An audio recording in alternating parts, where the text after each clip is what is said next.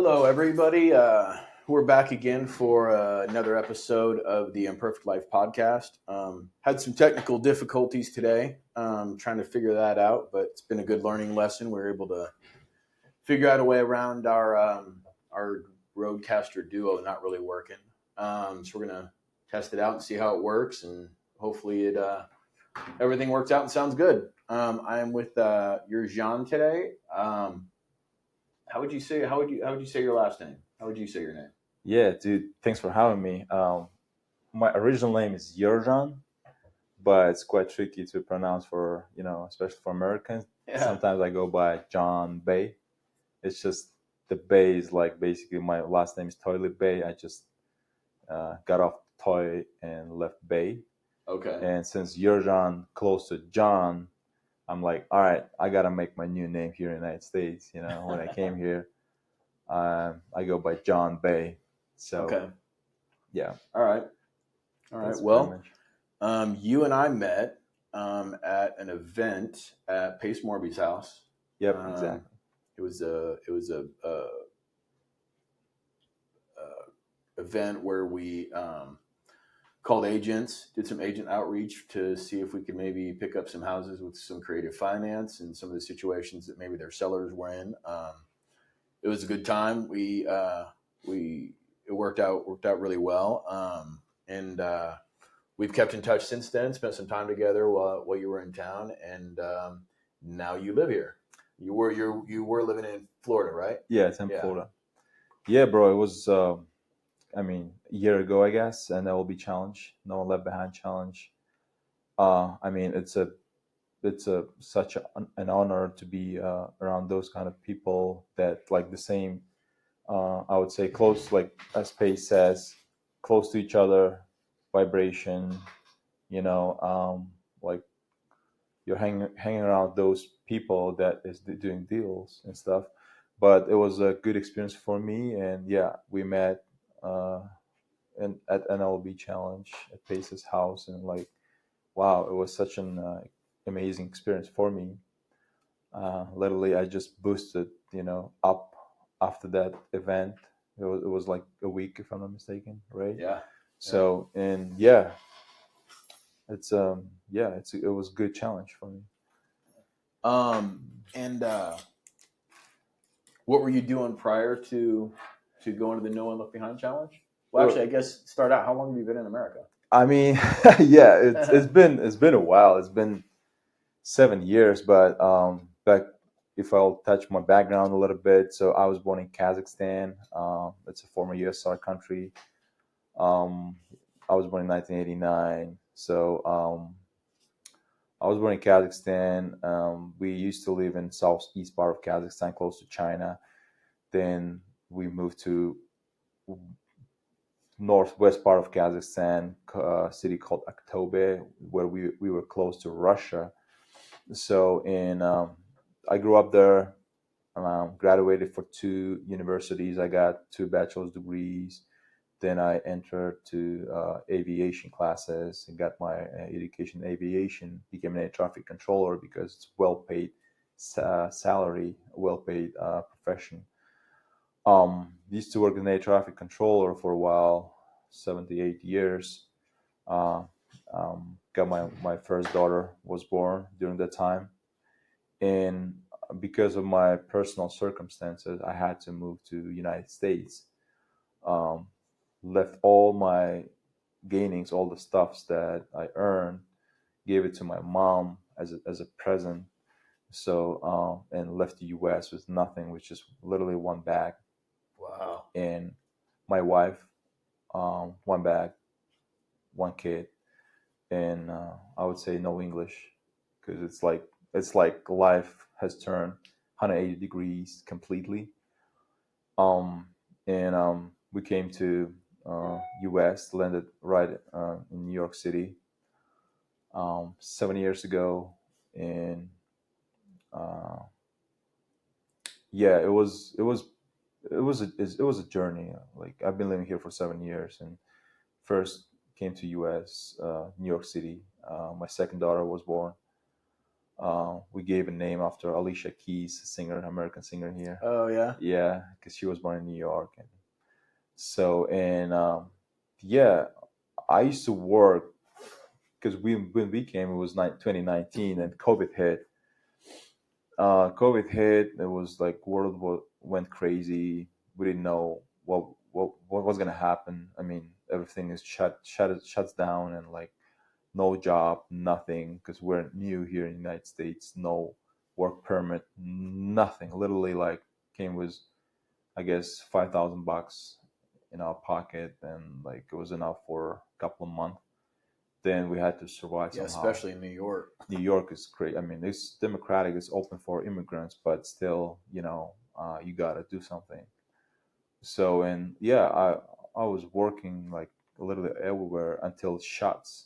I mean, the city, the state, they shut everything down. I'm like, what the frick? What I'm gonna do? Then they shut everything except delivery. Okay. So I became delivery guy. I bought a bike for $10.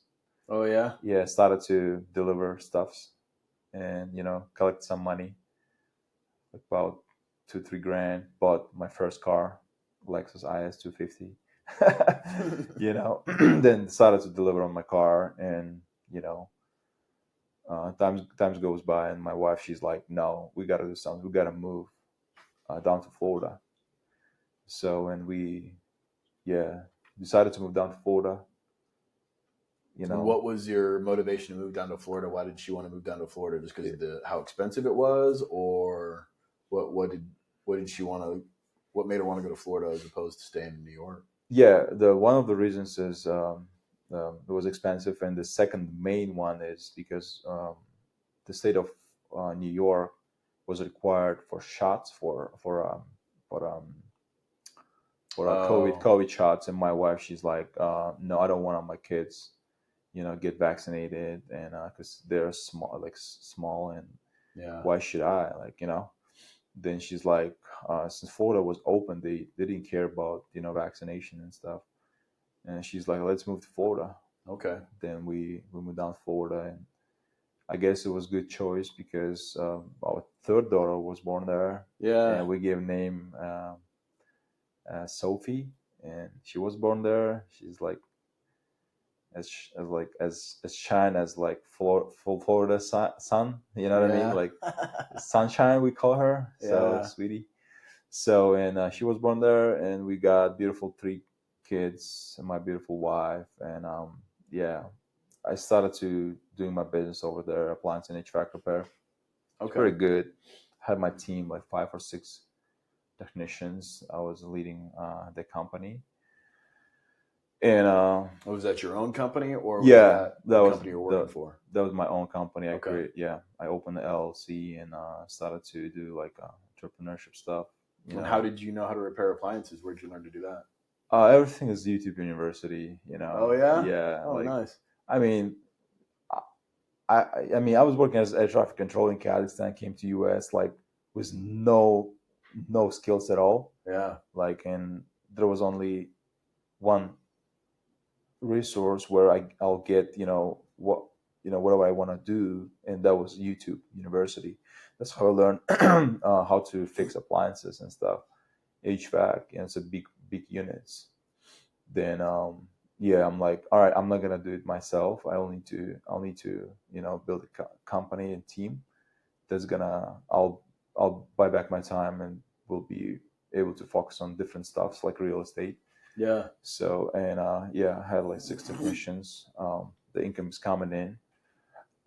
It was like a payroll and stuff, which just sucks, but you pay them. I mean, you gotta pay them to motivate, to stay with you, and like somehow like compensate if they do extra job, upsell stuffs, and that's how I learned how to do sales, how to do marketing, because I didn't have any like business background whatsoever, because I was like relying on a government as like an air traffic control. It's like federal job Okay. back in Kazakhstan, and here it's federal job, and you basically work for the government, and they take care of you. Whereas here it's like different world. That I'm like, all right, I guess I'm gonna become an entrepreneur and like, start my new journey as a businessman. So that's how I bought back my time and was like trying to focus on real estate. Yeah. Yeah, that's how basically I start my, yeah, kind of. So what? So once you got your time back, you were able to buy back some of your time. What? How did you get into real estate? What did you see that like led you to want to get into real estate, and where'd you start? Yeah, very good question. Since I bought back my time, my I got my team that is like, doing everything. I was like, all right, let's I guess for me real estate was like an agent stuff. Like I would go and like list properties and Okay. So you I became a gotta, real estate agent. yeah, I gotta have Okay. like a license and stuff because Yeah. I started to search, like make my own research, and I came across the agent thing. So, and I got my license, and I was like, I joined one brokership. I mean,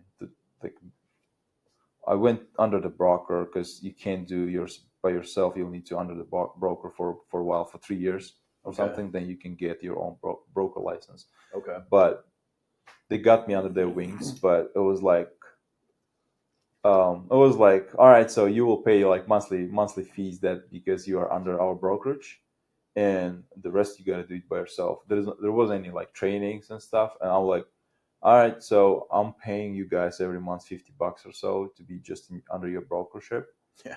and They weren't under your doing anything broker. to Yeah. help. They weren't They looking out there like, for I you. was like, what the frick? I mean, what's the deal? Yeah. You gotta. I didn't know how to market. I didn't know how to get the lead gen and stuff. Mm-hmm. Then I'm like, all right, I guess it's not for me. But people are making deals. They're closing deals. They're making good fat checks. Yeah. I'm like, all right, I didn't get it. Like how to list, how to fill the contracts and And stuff. nobody there wasn't. No, Nobody was there was helpful no, or really trying to do anything for you. no. Like they were just like, it's up to you, bro. You'll bring, you'll let's say you have like a deal, kind of deal. We'll help you with like get on the contract as like a listing property, but the rest, I mean, how to get that deal, potential deal. They weren't giving you any No, guidance. no. I was like, all right. Then I'm like, I signed for UPW, Unleash Power Within by Dean Graziosi and Tony Robbins, Okay. and I'm like, something special was this event. I was like, I gotta be there. It was online, and I paid a little bit, like I don't know, $5 or $10 because it was online. And during that event, the guy named Pace Morby popped up on a studio. He was giving a speech. Okay. I was like listening to his. He gave a speech for about 20-25 minutes. What did he? You remember what he talked about? Was it about real estate, or was he just? He Was it gave like a couple of stories that stuck with me. okay? He brought us like a shoe, put a shoe on a table, and he was talking about the person who he helped, and it was kind of like, he gave a couple of stories, and I was like, wow, something is different with this guy. I was like, he was like viral. He was like addictive. I would I would want to listen to the guy just nonstop. Okay. For 20 minutes, I recorded and Yeah. just rewatched it again and again. And something was like special. I didn't know what was it. I just knew that he was a real estate guy. Yeah. I didn't know what is like investment is, what is like subject to creative financing. Mm-hmm. No idea at all. I was just the personality of that person. Just like, it was addictive. Yeah. There was something special with this guy. Yeah, that's how I came across Pace, and started to dig deeper and made a research and stuff. Found his Instagram, started to follow him, and just like sucked in like 100%, totally, like just everything as like algorithm works Mm-hmm. in Instagram and Facebook, and YouTube, it's just his face just popping up, which is like, shout out to his marketing team. It's just amazing how they work, and but at the same time, something was like, because I came from USSR countries, like something was like, something is off, something is like not true, like this is a scam or something, like Right. if he's a scammer, or like he wants to sell something and like get something off of me and like not deliver. Right. And I'm like, something is off. Then I signed for sub 2. I'm like, all right, let's give it a shot. I'm going to pull the trigger. I'm going to see what happens. Let's give it a shot. And I didn't pay whole like amount, 9,400 or ish something. I didn't pay that amount. I was like, since it's creative group, let's make a deal. I called support, and they let me in with $800 down payment. Okay. So that's how I popped up in creative group called Sub 2. Yeah. It was insane. That's great, man. Yeah. So and I know you ended up going to Montana. Yeah. How did that happen? How did that come about? Yeah, so how long have you been in Sub 2 now officially? 2 years. Okay. Yeah, 2 years so far. I joined Sub 2, was struggling a little bit. Like, all right, so I couldn't do agent stuff. I'm not an agent, but who I am. I mean, I'm in Sub 2, but what is investing? For me, it's foreign stuff. Like for me, investor is like, the word of investor is like, wow, it's a wealthy people. Mm-hmm. Like I was like, what is investing? Joined Sub 2, and like, as you know, there are a bunch of shiny objects like DTA, DTS, like direct to agent, direct to seller, buying businesses, just like a wholesaling, like Gator, short-term rentals, TC, midterm rentals, yeah, co-living. It's just Gator, TC. There's so much. I was like, I'm lost, bro. I mean, I'm like, I couldn't do one thing, listing stuff like as an agent, but it's got like abundance of information. I always reference it like trying to take a drink from a fire hose. You know what I mean? Exactly. Yeah. Exactly. I'm like, all right, so I'm kind of lost. I was like, going to daily dials every day, asking questions and stuff. But I was asking questions, but not knowing what kind of questions was it. Like, I mean, I was asking questions like, all right, so was it like right question or no? But I was asking questions. I don't remember what kind of questions, but you were asking questions just to be asking questions and trying to learn like, something, but you don't even know if you're asking the right questions. just to be a little bit loud. Like, right. Then everybody would just go there and just keep silence. I was asking questions, but not knowing like if it's a good question or not. But anyways, I was just asking. And one guy named Jerome Campbell popped up in that Zoom call. He was like, we finished the Zoom call. It's a 4-hour Zoom call, like 4 hours every day, 5 days a week. If you guys don't know, newbies, you gotta go there, and you want to be there because something is gonna happen. So, and I was there, I guess, 1 week, and the guy named Jerome Campbell, he reached out right after that Zoom call. He called me because of my name and my number right on the bottom of the Zoom. Yeah. He called me and like, bro, I see you're so active. You're so proactive, I would say, and I like you.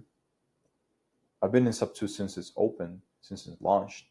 I've got good amount of experience. I can teach you and show you how to do wholesaling. I'm like, bro, I'll do whatever you say. Yeah. I got my time. You got your brain. Mm-hmm. I have nothing to offer but my time. Let's squat up. He's like, yeah, let's do, bro. That's the purpose of my call. That's great, man. Yeah, and he's like, I'm gonna help you. I'm gonna show you. You'll be. I see the fire in your eyes.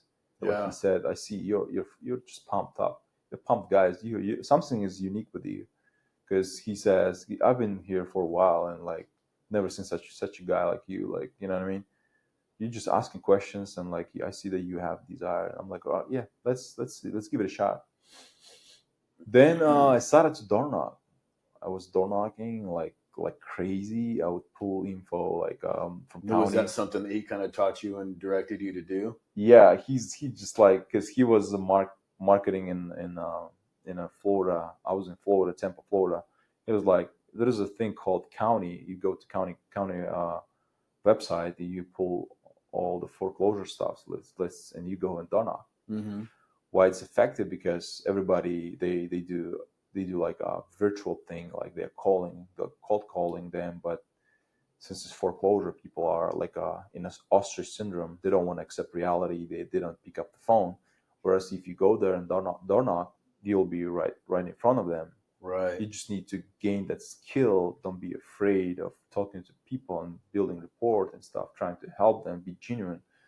I was like, all right, so I had like kind of like objections, like, all right, I'm sounding a little bit weird, not that like everybody, like local Americans, are they gonna accept me? Like, am I gonna be like a scammer for them? Stuff like, I was just talking to against myself. You know what I mean? Right. Like I was like talking over to me, like, bro, you're not worthy. Like you're not like sounding like everybody. Like then he said, bro, something. What is unique with you? Because you've got your own accent. You've got your own uniqueness. That's how they'll remember you. Yeah. That's how you win over other people that they are local. That's how you They stand they out. sound similar. You sound a little bit different. That's how they'll remember you. I Yeah. was like, all right, bro, that's a good trick. That's a Yeah. good tip and trick. I'm gonna use it for my advantages, right? So I started to like, I didn't hesitate. I would just like jump in, like go there and like door knock, like like speak with them, like didn't care about how I sound, didn't care about how am I like correct or not. Like I didn't know what I was doing, but I was like super active. Go there, I would just door knock, and if they open the door, I was like, hey, do you have a minute? Like, hey, came across your property here, and it might be mistake, but I came across your property. So do you know that it's being foreclosed by the bank? They're like, yes, I know. I don't care. I don't need this. I mean, I've been slammed the door multiple times, but most of the time they would be open for conversation. Okay. Then I'm like, all right, so I can help you because I'm a foreclosure guy. I'm not from the bank, but I'm here to basically help you to basically postpone the sale, at least postpone the sale and find out the solution for you. What kind of options you have? I see that you have multiple options, like 5 to 6 options to save your house. If not, then we can buy your house. We can get you paid. Why lose the property for no reason? Of course, I didn't have that kind of like conversation with them at the beginning, Right. but my goal was like to came across the homeowner and just jump on call. I would just press the speaker and let Jerome close the deal over the phone. Yeah. Fast forward 3 weeks in, we closed first deal, my first ever deal. We made Nice. 40 grand, $40,000. 40,000. Yeah, Nice. I was like, what just happened? I'm like, paradigm shifted. Yeah. I'm like, wow. I'm like, Jerome, what just happened? He's like, you closed your first deal as I promised. You're the freaking gang. You're the freaking man, he said. I'm like, bro, I don't need money. He's like, no, bro, you deserve because you work hard. I'm like, I can pay you 40 grand. It's just the knowledge I gained from your, how you helped, how you navigated me, like from the beginning. Yeah. I'm like, no, bro, you'll get it. How we closed the deal. It was a police officer. You were just happy that you Yeah. that you got the knowledge. Yeah, that it ended was up being like successful. You didn't even care about the money at that point. It was the knowledge that you were yeah, happy that's with.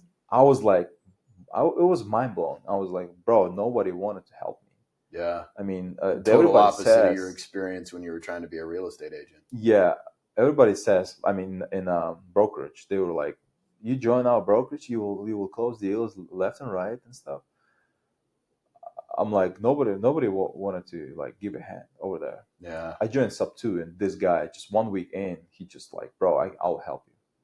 I was like, something is special with this community. Yeah. Sub 2 is like has changed my life. And yeah, we closed the deal. It was gangster deal, bro. I was like, I'm a newbie. I didn't know like what is how to close, how to pitch, how to overcome objections and stuff. And Jerome, we closed it, and it was like not regular wholesaling stuff. It was like gangster deal. Oh, was it? Yeah, Super creative. super, like not super, but it was a police officer. He was behind the payments. His house was about to be foreclosed, and we were able to postpone the auction sale by just presenting PSA and proof of funds. Oh, okay. I didn't know how to like what a PSA is. Right. He's like, just prep the purchase sale agreement. He pulled the proof of funds and everything. We called the bank. So me, Jerome, and Jason, the police officer, plus bank, 4 people on the one line. Yeah. So I mute myself and listen how Jerome closes. Jerome called bank, get permission from Jason to talk to the bank. Jason gives permission over the phone. And Jerome is like, all right, so we want to buy this property when we have PSA in place and a proof of funds. Where should we send? They're like, all right, this email, this email, you will send it over and we will review it. He just did it. I listened. Next day we call and they're like, we postponed the sale. Nice. That's how we were able to postpone the auction sale. And we got on the contract and he's like, all right, here's the thing. We got to wholesale it. We got on the contract for, I guess, $245 or something. And he's like, we got a wholesale. I'm like, all right, so what we got to do? What's the next step? He's like, since there's a good amount of equity, let's wholesale to hedge fund. I'm like, what is hedge fund? What are you talking about? You know what I mean? I thought there's like a fix and flipper or something, like the guy wants to like buy the property more, let's say we got under contract for 245. We might wholesale for 265 and get that difference. Yeah. She's like, no, we're gonna wholesale to hedge fund. All right, well, what I gotta do? He's like, all right, there's a thing called memorandum. Since you have an equitable interest in a contract, we will file memorandum and connect those two people, like hedge fund operation and seller. I'm like, all right, what I gotta do? He's like, go to county and record that memo. I'm like, all right. So I printed out the paperwork. We just fill it out, everything. Went to county, put memo in place, and record the memorandum in place. And I called hedge fund, connected hedge fund with the seller. They had second PSA between them. Yeah. We step away. We're no longer in a game, but we're just sitting there waiting for a silent money. Because you guys have it in escrow and it's under contract. Yeah, we didn't open you guys escrow. Are selling it. You didn't? No, we didn't open escrow. We just filed memorandum. That's it. So how do you guys get paid off that when the hedge fund decides to buy it? Off of memorandum, because what happened is they had the second contract, and when they pulled title search, our memo popped up.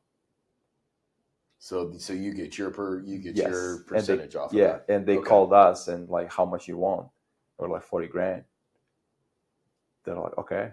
Nice. The numbers work for them, and for us, and for the seller. Right. The seller's wife was pissed off a little bit. She's like, all right, you guys are getting $40,000. We're getting less than that. What are you talking about? Like, you know what I mean? Those kind of like things popped up, but the Jerome made it work. Yeah. And I was like, wow. And at least you're getting out of it without a foreclosure on your record. Yes, you're that's the win-win for on. Everybody. You know what I mean? Like you'll be able to move on. You don't have a foreclosure you have to deal with. That allows you some freedom and some flexibility when you go to your next house. Yeah. And you guys are the ones that got in the bad position to begin with. And I'm helping you out of this bad position. You saving you 7 or 8 or 10 years of bad credit and trying to get through that. Yeah. Yeah. It's creative financing. It is like not, I would say it's a creative deal, but it's like win-win situation for everybody. Yeah. For seller, as you said, they're not, behind the payments. They're not. Everything is up and current. Mm-hmm. And we saved from foreclosure, found a hedge fund, got paid off of memo. It's just like, and one deal was like masterclass for me. Yeah. I didn't care about money, to be honest. I was so pumped, so excited about the process. Right. I would go to county. I don't know what his county is. Yeah. You don't ask me the memo. I don't know the memo. What is county? What is Yeah. county? He's like, it's county. Every city has county. It's inside of a county. Yeah, inside of the county, it's got records. Yeah. Yeah. I was like, the all stuff right. you didn't even know at all, and you're able to learn. Yeah. Zero, zilch. I'm like newbie. Like, somebody helped you and walked you through it and picked you up just because you were showing the interest in the zones. And it's just because of sub two community. It's all about helping each other, and thank you so much for, Pace, and I can't thank enough. Yeah, it's just what he has built is just insane. Yeah, after this deal, everything is just went up and up. Like, so have you've been pretty much in wholesaling for the last couple of years then? Yeah, straight only wholesale acquisition. Okay, acquisition, and yeah. And how's that working out for you? Good. It's I would say everybody. How's it gone since then? How has it grown or worked out or run since that first one? The first, yes, we closed the deal, and there's a thing called NOLB popped up. Okay. And I was like, it was what, like in a couple of days it's supposed to start. Yeah. And I'm like, I gotta be there. I'm in Tampa, Florida. I'm like, all right. So I emailed support, didn't get any response, and I'm like, Pace had a Zoom call, and somehow his number popped up on the Zoom. I just made a screenshot and save his phone number and texted directly. I'm like, nice. Pace, my name is such and such, and I live in Tampa, Florida. I really wanna be in this NLB challenge, in the second challenge. Please let me in. He's like, after 30 minutes or so, he's like, you are in. Nice. Just let my team, let them know that your first and last name, you're in. That's great, man. Just go ahead and buy a ticket. I kind of did the same thing. I went, I'm blessed that I'm in the same city he is, so I had some opportunities to go to some events he was doing. He was doing a series about homeless people, about raising capital, raising private capital, and they were at the office, and so I went to a couple of those at the office, and I met him and talked to him, and I was like, hey, I really want to be in the No One Left Behind challenge. I really want to come to your house. I'll be there every day. I'm from here. I'll be on the phones. I'm there every day. You know what I mean? Yeah. And then there was another event he was at, and I said the same thing again. And then from that event, there was another event. It was all happened to be in like the same 2-week period. Yeah. Where I saw him like 4 times and just kept saying, I want to be in. I want to be in. Finally, he was like, go talk to Kelly. She'll get you in. And so I talked to Kelly, and then I was emailing Sarabi, and they told me I was in, man. It was it was awesome. It was so awesome to be at Pace's house for a week, man. And to see how he works and to see how much he gives of himself to people. You know what I mean? We're at his house. Yeah. The guy's a multimillionaire, and he allows people in his community to come to his house. And I'm kind of weirdo, right? He doesn't know me. Yeah. I'm like, he just knows that I'm in sub 2. Since I'm in sub 2, you like kind of vetted people, like like filter people, right? Right. Like you can't have somebody in your house who's not vetted. Yeah. But still, we're kind of weirdo, and I was gonna cry there. I told Pace, I'm like, bro, how is it like possible? I'm here next to you, literally like 2 feet away from you, and you're letting me come from freaking Tampa, Florida, like another part of the U.S., come to your house, be next to you, and have an opportunity to learn from like you in person, and meet amazing people like you, Tabor, and Miguel, and Tanya and Ingrid, a lot of amazing people. And yeah, it was an amazing opportunity. I'm so blessed and thankful. And everything started from that UPW event. Yeah. And hearing Pace at that event. Yeah, if I would. Where does the trip to Montana fit in? Yeah, the Montana was like I'm a year in. Okay. Sub 2. And I was chosen for. I've been chosen for the one day with Pace. Okay. For that thing, and since the community camp popped up first, I don't know, like was it like planned or no, but they're like, "All right, you guys are in like one day with Pace." And since you guys all got to go to community camp for your one day of Pace. That's cool, man. That's really cool. You guys, in a one day with Pace, the Pace said that those people will be able to go to community camp. Oh, wow. For community camp, not everybody goes there. You gotta be like I don't know, owners club or something. No? I don't remember exactly, but you have to be. I think it is. You have to be an owners club, and you have to be active and doing some things. Yeah. In Montana, bro, I would never think about like even I didn't know about Montana, bro. You know what I mean? Like Kalispell, Montana. Yeah. It's just like wow, to get there, it's a pain like in the butt. You know, you gotta have like 2-3 planes. I was like, my wife, she's like, bro, what are you talking about? You want to go to Montana? Well, where is it? Where's that? I'm like, close to Russia. She's like, what? Anyways, I bought a ticket. I'm like, I gotta be there. Yeah. And it was intentional, like kind of planning, like, all right, so I will go there. There are a bunch of people, like, I don't know, like 500 people or so, even more. And all right, so I gotta be there, and I wanna get hold of Pace because he's like attacked by a bunch of people, right? Everybody wants his attention, and like I was like kind of planning that thing. I'm like, all right, so we'll go up in mountain, Glacier Mountain, and we were there hanging around, talking to people, like networking and stuff. And I was waiting until everybody goes down the hill, from up the mountain down to the like camp or something.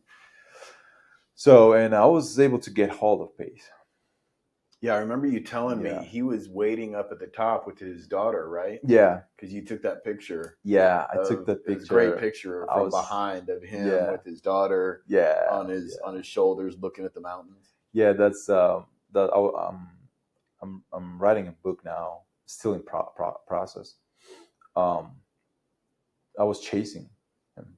Yeah, by myself. Like he was waiting. Everybody goes down. And he was like, "All right, so I gotta go down." And I'm like, was a little bit far away from him, but I was chasing and like took a picture and video. Yeah, he's like, I'm like, Pace. He's like, all right, hey, how are you? And then like we started having a conversation, like 35 minutes conversation. I was able to tell my story, where I came from and stuff. That's how we became friends. And that's how he remembers. He's like, bro, you're so, kind of persistent. Yeah, persistency and I guess that's quality that I have, and sometimes like a little bit more pushy, but I'm working on it. You know what I mean? Not trying, because like it's the Russian in you. Yeah. Because you don't have to, because you got to align with the, you know what I mean, like with the American lifestyle and stuff. You can't do that. Yeah. You can't over push people and stuff. But it wasn't pushing. It was like more, I would say, I wanted that have desire that I have inside of me. I wanted to be like, I don't want to be like transactional relationship with, especially with space. Yeah. I don't want to have a transactional relationship. I want to have like a real relationship as like a friend. Right. You know what I mean? I don't want to make a deal with him. Yeah. To be honest, I don't want to bring deals, even though I brought a couple of, but it's not about the transactional thing. It's all about more as like a person. I like him as a person, as like a mentor. Right. Yeah. And there's nothing to do with like making deals, even though he's saying, if you want to be friend with me, bring deals to me. But I don't want to do that. Yeah. So I don't want him to think me like I'm a transactional guy. I'm not. Right. Because back in like my history and my background, my nation, it's not about money. It's not about. I mean, I understand U.S. is capitalism. Kazakhstan is like, I would say, more bureaucratic communism and stuff. Mm-hmm. But we value relationships more than money. Yeah. That's why maybe nation is poor, because it's like mentality of like, we don't think about money. We don't have a conversation about money at the table. I didn't grow up by listening like my dad and mom talking about money. Yeah. There's nothing to do with money, and they're like, if I speak in money, like about money, they would just say like, why are you talking money stuff? You know what I mean? It's like the difference is insane, and we I grew up by valuing like our relationships more than money. If you speak, we're hesitant talking about money. Yeah. We don't talk money with my friends. We don't talk money about money with my family, with my wife. I mean, we didn't, but Yeah. now we do. Right. I'm talking with my kids and explaining what is money is, how money works, what is compounding effect is, what is IRA, what is 401k, what is like freaking investment. Like you Right. gotta invest first in yourself, in your brain. That's the ultimate investment that nobody can take out of you. Right. You will invest in 100%. yourself first, then you will. It's like a mask at the airplane. You know, when it pops up, you will first gotta put a done mask on you, then help everybody next to you. The same Right. situation in the money wise. Do you think that it has something to do with like being in Kazakhstan and how they don't talk about money? Do you think it might have something to do? And I don't know. This is just a curious question, but because maybe they feel like they don't have the ability to change their circumstances, and so it's not worth talking about, or is it? And so they just focus on the relationship because that's what's tangible and important to them. Do you think that has anything to do with it, or is it just like a cultural thing in general? Period. Even with everybody in Kazakhstan, It's a that very good the question. It's a yeah. very good question. And I would say it's on a government level. Why? Because they don't want to. It's easy to control uneducated people Mm-hmm. than control smart people.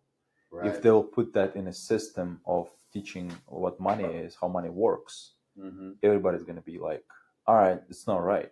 They would just express their opinion, and they're saying it's free country, but there's no free speech. You know what I mean? If Right. you have, I mean, you have free speech, you'll be in a mess. You will say something against government, you'll be in a mess. So I'm not I don't like politician stuff. I don't like speak more about like governments and stuff, because my fellow Kazakhstani people might watch and say like, hey, he moved to US and he's talking crap about Kazakhstan. No, Yeah. it's not about that, but I always like to speak truth, and the truth is the government doesn't like and doesn't want to have educated people that know how money works. Right. That's I guess, in my opinion, and I have my own opinion about that. And basically, my opinion is just it's on a government level. If they fix that, there's going to be a mess. But ultimately, I think every family they have to speak about money if they want to have money. If Right. money is it depends. I mean, it's just up to you what kind of person you are. If you're evil and you have a lot of money, you'll make more evil stuff. If you're a good person, if you have money, you'll do like good stuff. You'll Right. have charity, you'll have like donations stuff, you'll like educate somebody, you'll invest in yourself, in your family. That's why I'm here in Arizona, and up in because prior to coming here, I was like searching stuff where I gotta leave because I have two kids, Mm-hmm. and I want them to be in a in the best schools in the state of Arizona, in the city of Scottsdale. Mm-hmm. Scottsdale popped up as like a number one for me and for my family, Yeah. because I value education first. Okay. And my eldest daughter, she went to like 10 out of 10 graded school in Scottsdale. Oh, okay. Yeah, it's just And how old's your oldest daughter? she's 12. Okay. Yeah, the middle one, she's 5 ish, almost 6, and the youngest, she's 3 years old. Nice. Yeah, I mean, 3 girls. You're a Yeah, girl dad. yeah. So, but they are, yeah, first generation Americans. That was my one of the dreams that I had, to have my kids to be first generation Americans. You know, to be born in the number one country in the world, to give them kind of opportunity to pursue um, like educations, the best education in the world, like the universities like Harvard, Stanford, to Hmm. be there. Even though I know that it's not like about institutions that they will educate them. It's all about network. You Yeah. know, they'll go there. They won't hang around with like poor mindset people, Right. kids. If those who are able to attend those kind of like number one schools in the world, like Stanford or Harvard, their family is like kind of established. It's like Right. good families, right? They can afford something. A lot of times it's Yeah, multiple yeah, generations that have gone to the same yeah, school that come from well-off families. exactly. And it's not about that paperwork. I mean, the paper, the diploma or certification that she will get, but it's all about network. It's the same. People she'll meet. Yeah, the same as like sub two. Let's say it's insane. I mean, it's a good. For me, it's just it's my family, it's second family, and and network is very very important inside of the family. Right. For So sure. that's why we have like Fridays all the time that we gotta go there and like network, Yeah. and you never know, as Paige says, you never know who holds the map to a treasure. And you Hmm. just one connection, you are one connection away, one phone call away, one meeting away, one conversation away from completely different life. Yeah. Just one connection, like right now, maybe in Tabor, you and I, we have a good conversation, and just one conversation away, you might be one conversation away from different, An beautiful, entirely different beautiful, life. yeah, beautiful Yeah. life. So That's what's great about sub two, man, is that yeah, like when I first got into Gator first, and I was in Gator about 6 months, and there's such a massive amount of knowledge in Gator about lending that like I didn't even know yeah, were even ways to lend or options to lend. yeah, And then I got in uh, sub two, so I could get into the No One Left Behind challenge, yeah, and sub two is just like a whole nother beast, man. You know what I yeah, mean? It's so much more information, and it's kind of Pace's baby. You know what I mean? yeah, But even in Gator, there was a lot of go giving mentality in Gator too. It was hard for me to kind of get my feet started and kind of figure out what was going on. And I hadn't been to any meetings yet. I yeah, hadn't been to any of the meetups. I went to Squad Up right afterwards and met Voight. yeah, Have you seen Voight at yeah, the meetings? yeah, I met Voight, and we came back here, and Voight, I went to a, a power hour with Landon. yeah. And the Landon's more, Landon Moore's power hour, and he had one, and then he went to Montana for the summer yeah, because he's got a house in Montana over yeah, kind of where Pace is. And so he went to Montana for the summer, and then when he came back, he didn't start up his power hour again. But yeah, right about the end of the summer, Voight came back, and he invited me to the Bash Bros meetup, yeah, and that's when everything started to open up. You know what I mean? It was yeah, hard because I was trying to do it on my own. I hmm, was trying to figure out on my own the best way to do it. I was going to Zooms and things like that, but I yeah, hadn't really connected with too many people besides really Voight. yeah, Um, and then it was tough, you know what I yeah, mean? But yeah, then once I started going to Bash Bros, it was just things start to open up. Opportunities start to yeah, open up. I had opportunities when I went to No One Left Behind. yeah, I met people at No One Left Behind. I got into a couple wholesale deals, teams, yeah, okay, and I was making some calls, and didn't work out the way I was hoping with hmm, wholesale for me specifically. But um, I was concentrating on looking at buying another house for our rentals, and kind of going down that road, and then I met some people to get into flipping mobile homes, which is kind of what I'm working on now. Yeah. But it's just even getting to the just even in the last probably 4 to 6 months, I've watched the pieces kind of fall into place. You know what I mean? Yeah. Yeah. And because you got to get in there, you got to start networking. People have to see you're serious. People have to get to know you. You have to build that relationship. You know what I mean? You're not just going to go to one meeting and everybody's going to want to throw money at you and help you and whatever. They're all going to be welcoming, of course, all the time. Yep. And if you go to one meeting and you don't show up again for another month, they're always welcoming when you come back and they're happy to see you. But if you're there consistently and you're consistently being a part of the community and putting out effort and talking to people and finding out how you can help people or be a part of things, everybody just wants to give you the same thing back. Yeah. You know, exactly. And it's such a positive feeling. It's such a positive environment. And I've been watching everything start to fall into place recently, and it's been really, really nice. And then it also helps you with your own mindset. You know what I mean? You transition from, I want to do something for myself to I want to do something for me and my family to I want to do something for me and my family and my friends to eventually getting to the point where I just want to help people. Yeah. You know, and you want to help everybody at some point. So it molds you into being the kind of person that wants to help everybody. Yeah. It's interesting. Just literally yesterday, the guy from Sub 2, he was like, bro, I'm struggling with lead gen. Would you be able to help me, show me what do you do? I'm like, of course, bro. I mean, not a problem at all. I mean, you use Sub 2 and no problem at all. Let's jump on Zoom call. So we had 30-minute Zoom call with the guy. His name is Alex, and I basically gave my blaster and showed all my system and stuff, like how the operation works and stuff. Yeah. He was like, bro, that's mind blowing. I mean, thank you. Yeah. I'm like, how much should I pay you? I'm like, no, bro, nothing. I don't need. I mean, I'm here to bring value.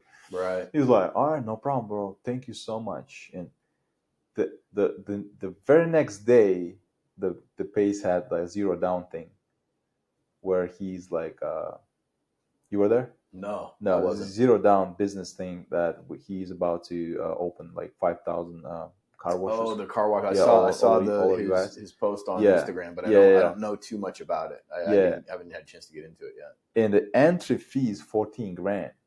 Okay. $14,000, and I asked Pace, can we jump in with my partner where we will split it 50-50? He's like, yeah, you can. Then my partner reached out, and he's like, bro, I'm gonna pay right now, $14,000. I'm like, you sure? I'm like, he's like, yeah, why not? Because you helped me just yesterday. Oh, this same guy that you helped is your partner. You helped me yesterday. It's my time to help you. Oh man. I'm like, what the frick, bro? You don't have to. I didn't ask you any money, nothing. Yeah. He's like, no.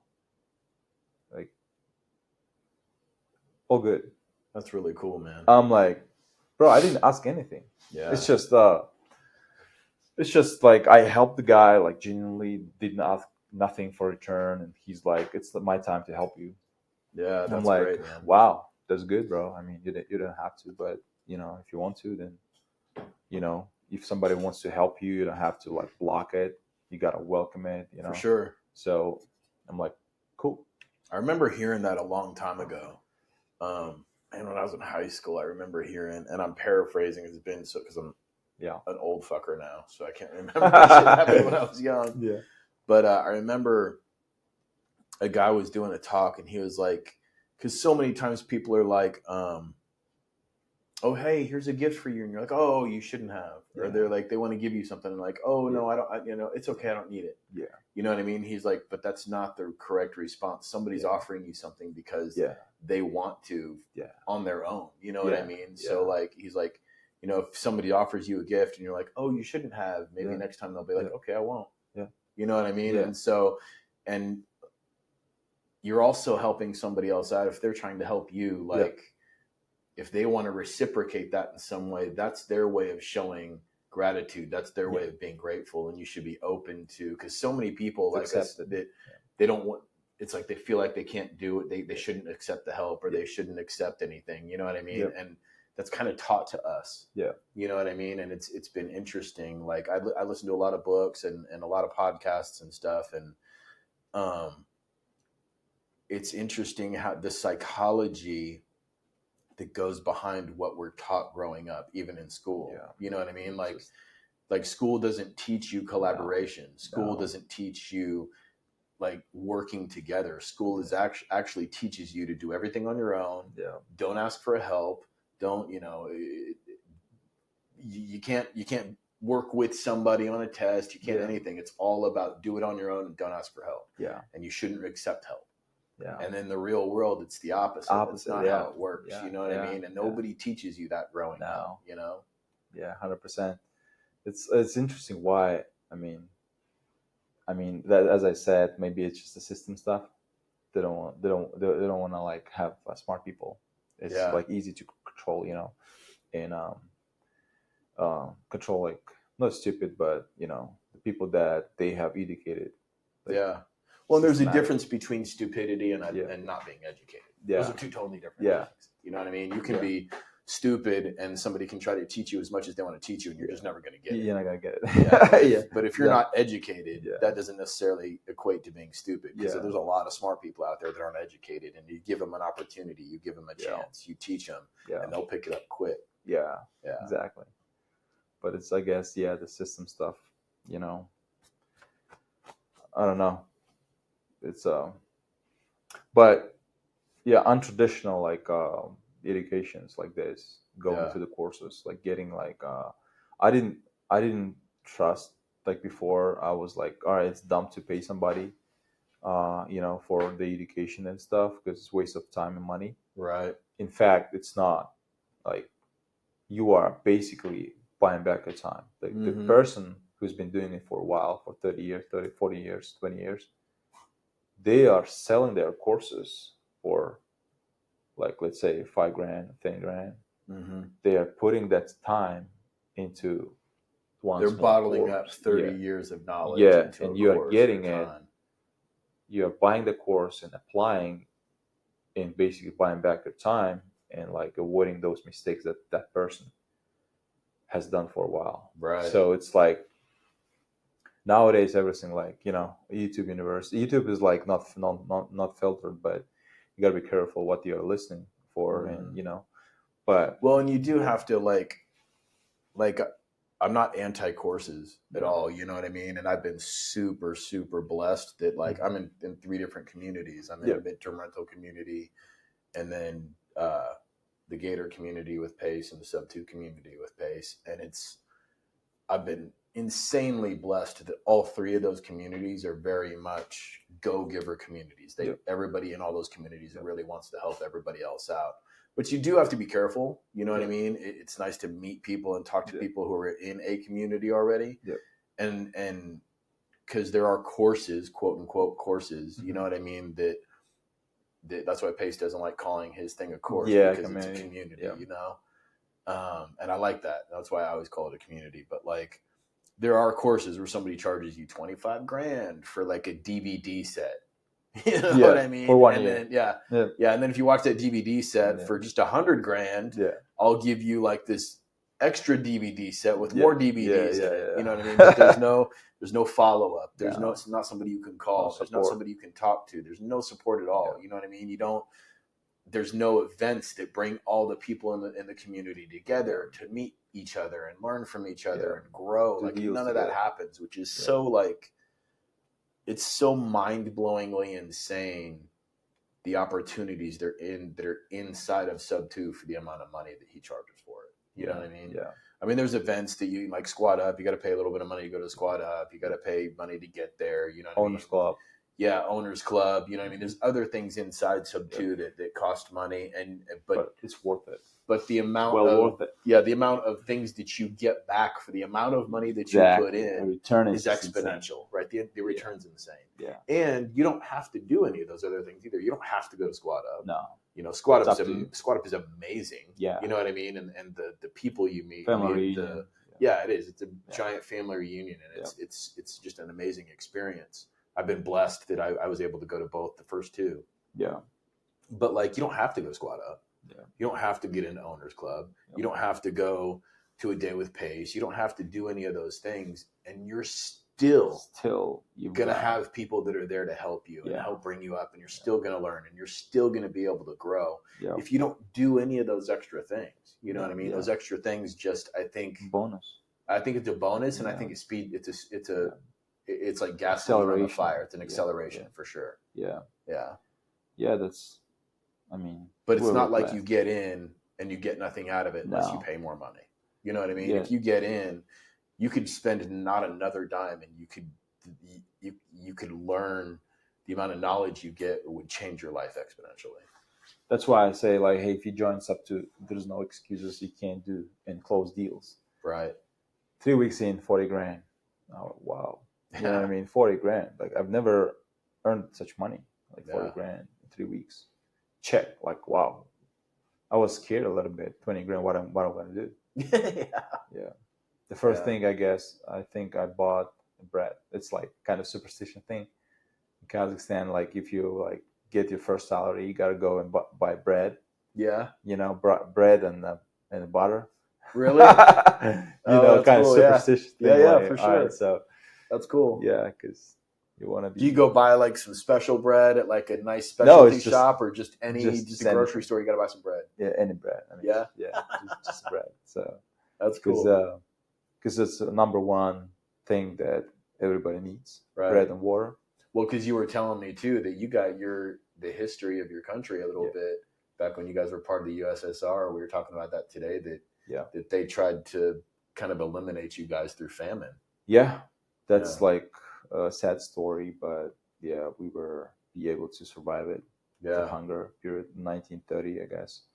It was tough times. So that idea of bread, when you get a little bit of money, you got to go get bread and water. That probably goes back to that time. It's interesting.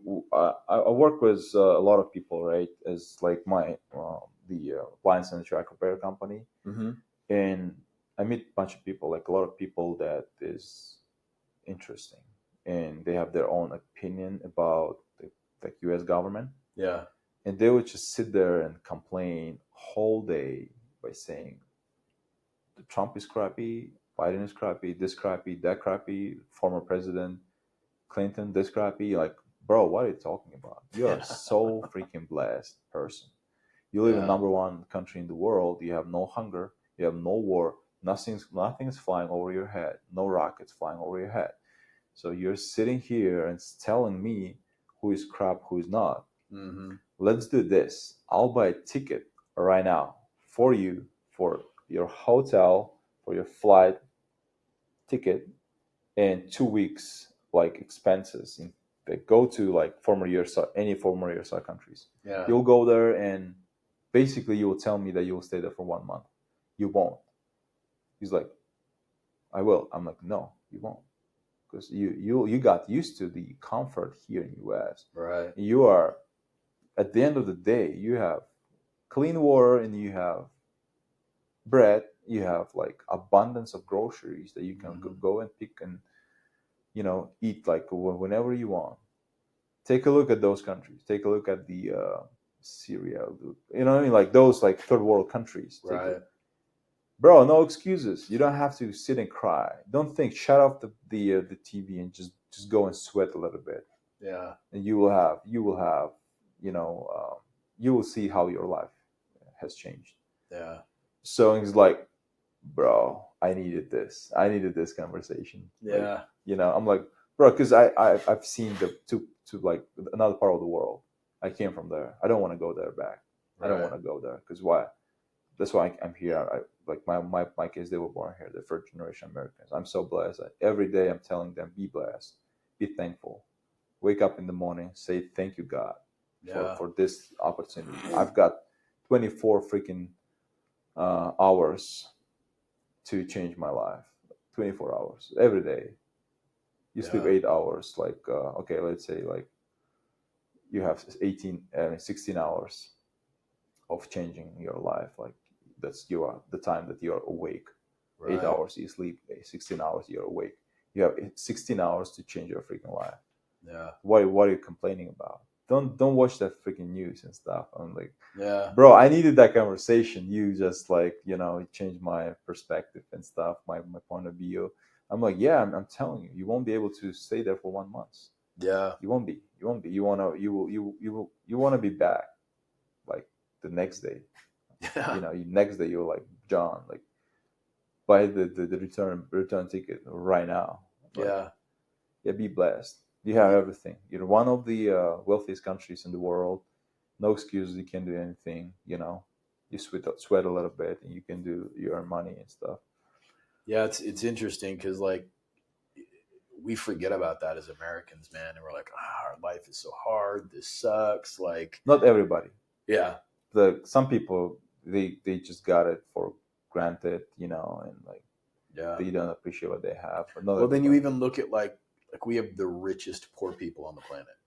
Yeah. Like people who are poor, and they have a place to live, they have a car, they have a TV in their house, they've probably got a video game system that they play.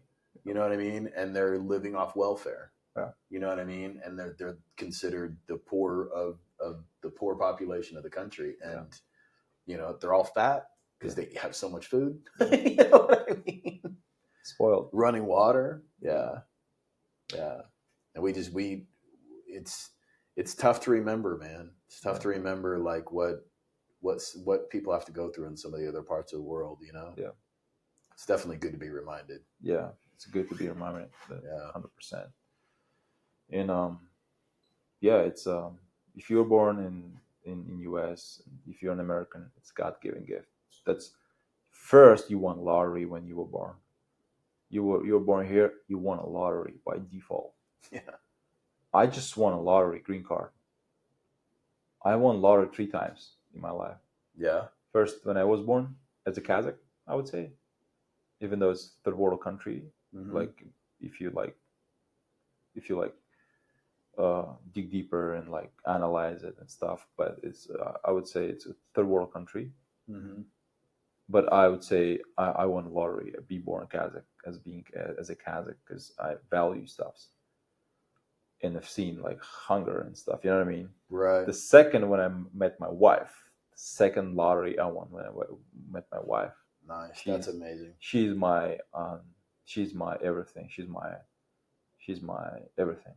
She's like, if I would have different wife, she would left like next day, I would say, because I'm a kind of person that not every girl would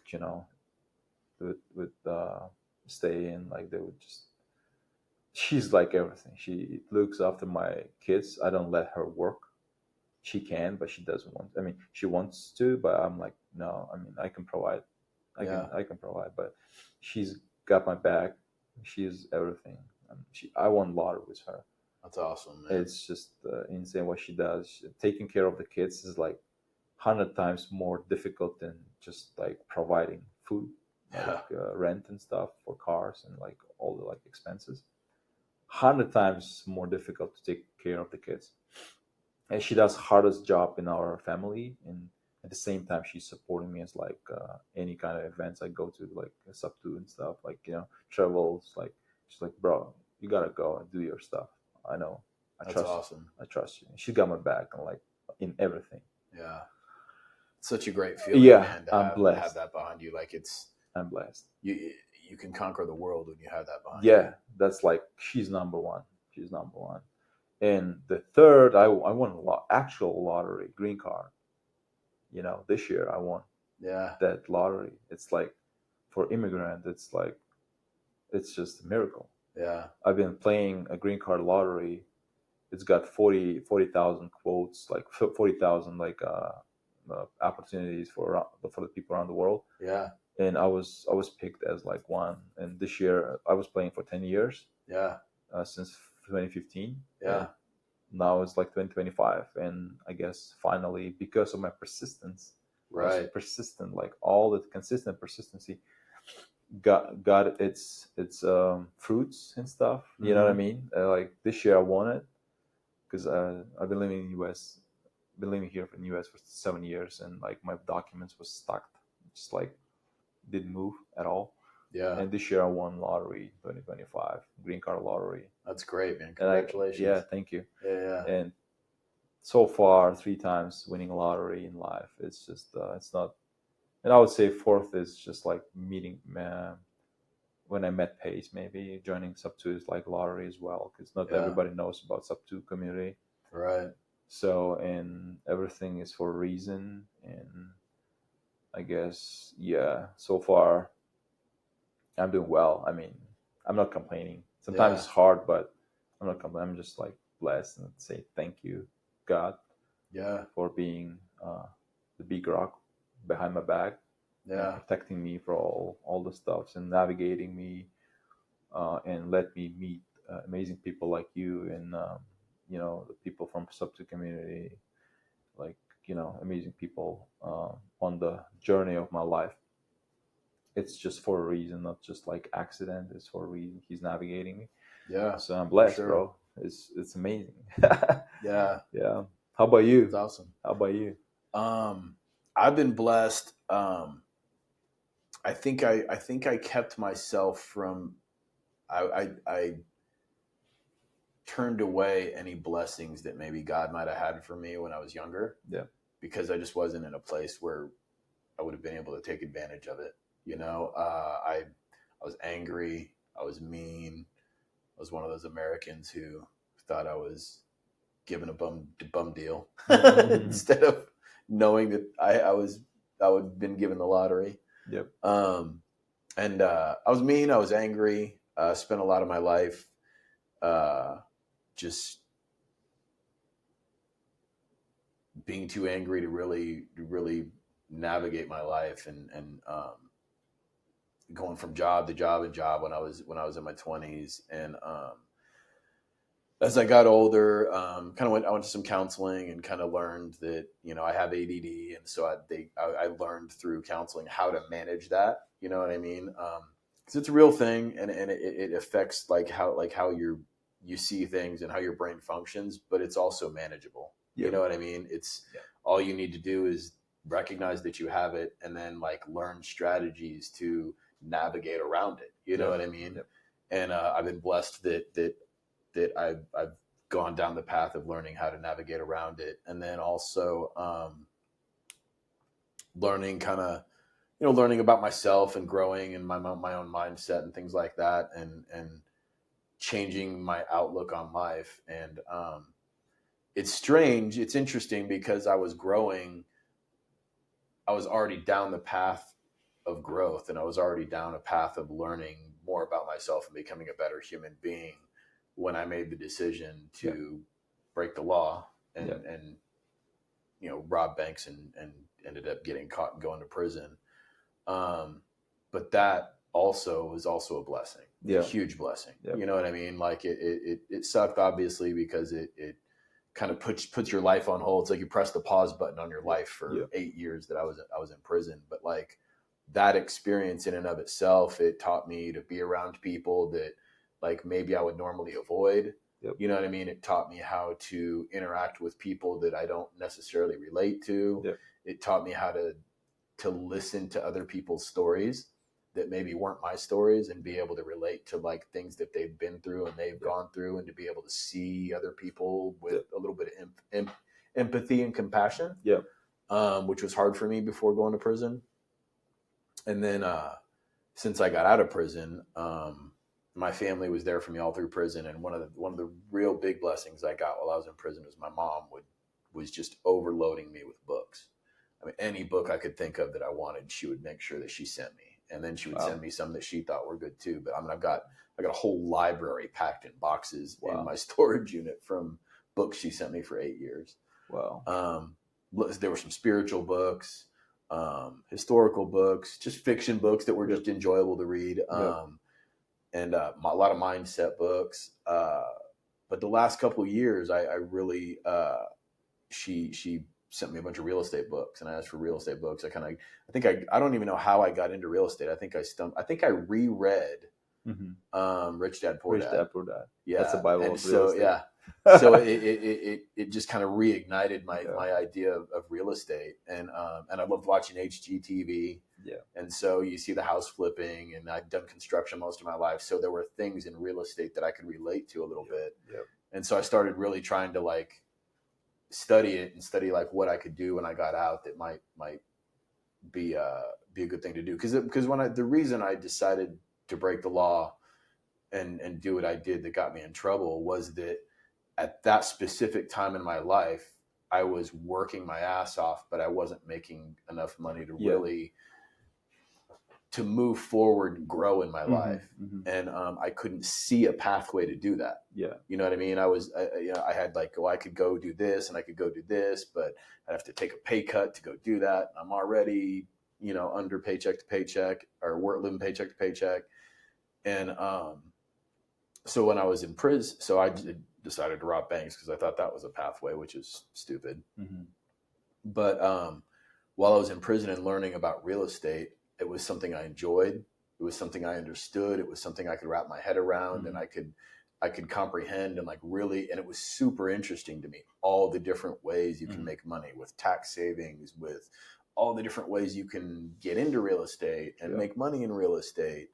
And so that became my pathway. Yeah. And I also learned how to tattoo in prison. So I was going to get out, get a job, whatever job I was going to get. I ended up getting a job in construction. And then I was going to tattoo on the side and eventually get to the point where I could pay my bills with tattooing. Yeah. But then still keep my other day job also, and then just stack that money up. Stack that money up and save it. And after a couple of years, use that to invest in real estate somehow. Yeah. And that was my slightly educated idea of what to do in my life. Because obviously I didn't have the knowledge I have now. You know what I mean? It was just the knowledge that I got based off reading some books. But it was still a pathway. It was a goal that looked like it looked like a light at the end of a tunnel for me. Yeah. And then I was with my family was were very helpful when I got out, helping me kind of get back on my feet and get me going. And then I met my girlfriend, which was just it was an interesting situation because neither one of us are the type of people that get into relationships really easily and quickly. Like we don't go from relationship to relationship and I'm instantly in love with you because I met you yesterday. You know what I mean? Like neither one of us are like that at all. Yeah. And when we met, we just really connected hard. And it was, we really just something about us together was we were drawn to each other really strongly. Yeah. And not to say there haven't been issues, you know what I mean? Yeah, yeah. Because as we grow, and we've been together almost 3 years now, and as we grow and we learn more about each other after that initial draw, you learn each other's differences and you work through it and stuff like that. And and that's been a little bit of a journey, which has been a good journey though, and we've come through the other side, but but that initial attraction and that magnetic draw that we had has always stayed strong. Yeah. And but I'm also blessed that she's a psychiatrist and she also had an interest in real estate, just didn't have kind of the time to get into it. And the job that I had wasn't bringing in enough money that I couldn't change into something else. So we ended up kind of starting our own real estate investment company together. Yep. Did some house hacking, moved into a new house, and I remodeled the old house, put it up on midterm rentals, and we kind of started there. Not really, basically just off the amount of knowledge that I got from reading books and from listening to podcasts and things like that. And having a semi-educated step forward, you know what I mean? Yeah. And then I had the opportunity, and then I met Pace. I actually read Pace's book after I got out of prison. Was when I read Pace's book, and I don't even remember Without Cash. Yeah, Wealth Without Cash. Yeah, and I think I've heard of it from somebody on the Bigger Pocket, one of the Bigger Pockets podcasts. Somehow or another, I heard of it through that, and I didn't even know who Pace was. I read that book, and then I looked him up online, and then of course that opened up a whole another world. Yeah, a whole nother world. You know what I mean? So that's how I got into Gator, and then I went from that to Sub 2, and it's just been a huge blessing since then. You know what I mean? And it's been a long road for me too. Just since getting out of prison, it's been a long road as far as mindset is concerned. The mindset, mindset is big. Yeah, mindset is big stuff. Yeah, and because I had a lot of dreams and goals, and I saw like a pathway, but I didn't really know how to walk down that pathway yet. Yeah. And you also get out of prison, and there's a lot of shame. Yeah, you know what I mean, in your own psyche from having gone to prison, having been to prison. You get out, and now you're a felon, and you're trying to move on with your life, and you're worried about maybe what people think or how they look at you, or. But it's your story. That's right. You have something to tell and right. share, and the people are in the same. I would say the same similar situation. They might be stuck as a like mindset wise, like in a mindset, like they would just like say themselves like, hey, I'm not worthy, and like what I'm gonna do, and like, you know what I mean. They might be stuck, and that's, I guess, your calling might be like, hey, here's the pathway. Yeah. Here's I've been in the same situation, and look at me, who I am right now. It's like, I like the story of Dan Martel, the guy, Canadian guy. Yeah. Dan Martel, he's been in I guess not prison, but it was like kind of correction or something, like the place where he went there young, like he was juvenile, something like correction stuff, like the place where he will get educated and corrected, like because of his behavior. He was like at school, when he was younger. Yeah, like a school and like a prison. Right. Okay. Yeah, like he was aggressive. Yeah. I hadn't heard that story. Yeah, that part of his story. Yeah, he got caught by cops when he robbed some places, and got the car stolen. He was like, it was a crazy story, but anyways, he's got something to share, and he goes to the prison, talk to the people, like showing how he's like what he has achieved. You know what I mean? He's a big guy now. He's got multiple AI companies that he bought and sold. Yeah. So, and like the similar, I guess, stories are interesting. It's like life changing. To be honest, it's life changing, and it's good. You got something to share with the world. Yeah, Pace said that too. Pace told me one time when I was talking to him, when I told him my story, he's like, you're gonna reach people that I can't reach. Yeah, because they might hear me and be like, whatever, that Pace guy, whatever. Yeah. He's like, but they might hear you and be like, oh shit, man, like I can relate to that. Yeah. That's how I feel. Yeah. And so like, and as I've been in the community, I told you, like, you go through this transformation of where you get to the point where you just want to help everybody. You know what I mean? And so that's actually become kind of when we were at Squad Up this year, he talked about your Mount Everest. Yeah. And, that's kind of become my Mount Everest, is to build a business that's big enough to include other people. Exactly. So like I have, I'd like to have a even if I grow out of flipping mobile homes, I don't ever want to shut down my mobile home flipping business. Yep. I just want somebody else to run it and have somebody else take care of it. You know what I mean? And maybe as I grow, I'm personally not really into wholesale, but I also think that if a part of me is like, man, I would love to start, if I could figure out a way to start like a wholesale business that just concentrates on mobile homes and educate people on that, how they can find mobile homes, and then that can feed my my mobile home flipping business, and then maybe feed other people's mobile home flipping businesses, and I can teach other people how to flip mobile homes, and it can just, all of that can grow from there. And then I am also doing rentals. You know what I mean? I'm buying houses for rentals, whether I'm doing it traditionally or I'm doing it through some kind of creative finance, or I'm doing it through the Morby method, and I'm learning all these different things. And as I grow in my own real estate journey, I want to keep these other businesses intact, and I want to get those big enough where they're self-sufficient inside my company.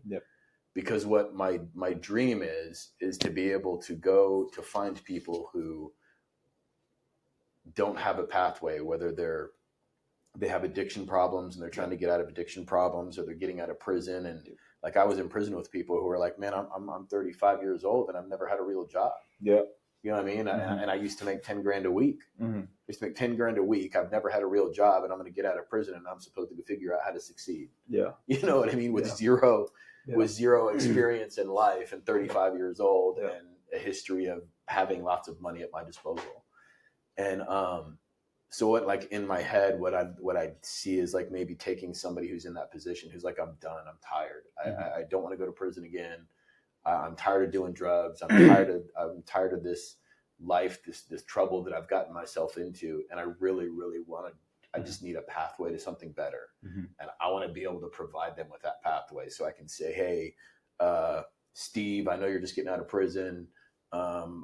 Somebody told me about you, and I know that I can sit down and talk to them, get to know them, and kind of get their thought process. You know what I mean? Their mindset, and then like." If their mindset is a place where I feel like I can help them, I want to take them and, hey, let me get you a job on one of the construction crews that works on these mobile homes. Exactly. I'll pay you a good salary or a good wage. You know what I mean? I'm not going to pay you $15 an hour. I'll pay you $22, $23, $25 an hour. You know what I mean? I'm happy to give you a raise 3 months into it if you're busting your ass. I'm happy to give you another raise 6 months into it if you're busting your ass. And then after 6 months or a year, and just tell them, say, listen, don't do drugs, show up on time, bust your ass, learn everything you can. And I'm going to keep in contact with the people that are running the crew. And you have my number. If you have any questions or anything you need to talk, or you're having a hard time, you want to talk, call me. I'm here for you. You know what I mean? And then once they've been there for 6 months or a year, and I can see, and they're like, dude, this guy's one of my badasses. Like, he's doing some badass shit for me. Then I can either leave him there if he wants. I can say, hey, do you want to learn another part of the business? And I can pick him up and put him in the wholesale part of the business, and let him be there for 6 months or a year and learn that, and then pick him up and put him in like a property management part of the business, and teach him the different things of the business that I learn and I know, and just show him how many different options there are and what your life can look like. And then let him do what he wants. If he wants to go back and just be a construction worker, dude, I got you. You know what I mean? If you want to go off and start your own construction business, I got you. If you want me to help fund you buying your own mobile homes to start doing it all by yourself, I got you, bro. Like, I you don't have to always work for me. You know what I mean? I just want to give you options.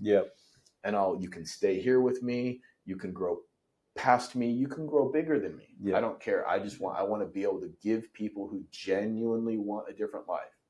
I want to be able to give them options, because I know that there were so many times in my life that's all I wanted. I just want an option. I want a real option that I can see that makes sense to me, that has some kind of a future. It's mind blowing, bro. I mean, it's as for me, as like everybody has their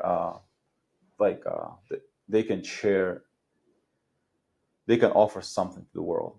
As for me, because you said you have that part that you can strive and help people, because you went through that experience, and they'll resonate with you, like exactly as Bay said. He can't like deliver to those kind of audience, right? That kind of people, because they won't get it. As for me, the immigration is big stuff, because like people are who are coming from that kind of, other part of the world. I can show like the pathway to the wealth through my experience that I went through. It's amazing, bro. I mean, people, what people can do. And you're right. It's like if you don't know the pathway, it's difficult to do it by yourself. You will need like right people next to you who's gonna help you navigate you through, that pathway, to the light at the end of the tunnel, where it's gonna be like kind of like proof of concept. You know what I mean? Like, where they will see, wow, it's a real. I mean, Tabor has reached this kind of wealth, or like this kind of abundance through this pathway, and if I'll just go through that like proven pathway, why not? I mean, I can do that. Right. Or like John is like he moved from Kazakhstan to US, and Didn't everybody know think English. no English at all. Like he's got like American kids, like they were born here, beautiful wife and stuff. He's doing like crashing real estate, and like it's it's not like, and we met Pace, and Pace has showed the pathway to us, and we have something to share, and to share with other people and show them the proof of concept that it's real.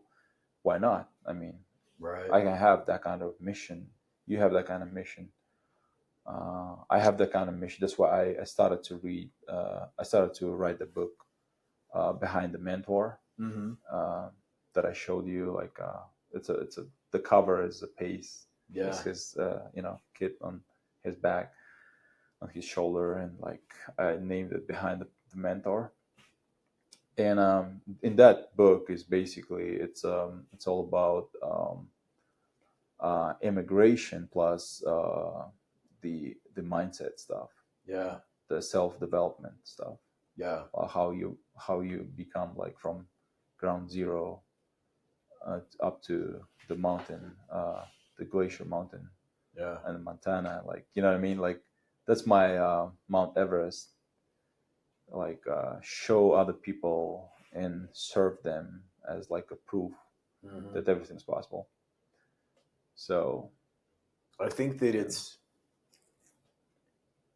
I think it's hard because as wealthy as we are as a nation, and even like as individuals compared to other countries, you know what I mean? If you got a job at McDonald's and all you do is make minimum wage, you're richer than most of the rest of the world. yeah, You know what I mean? exactly.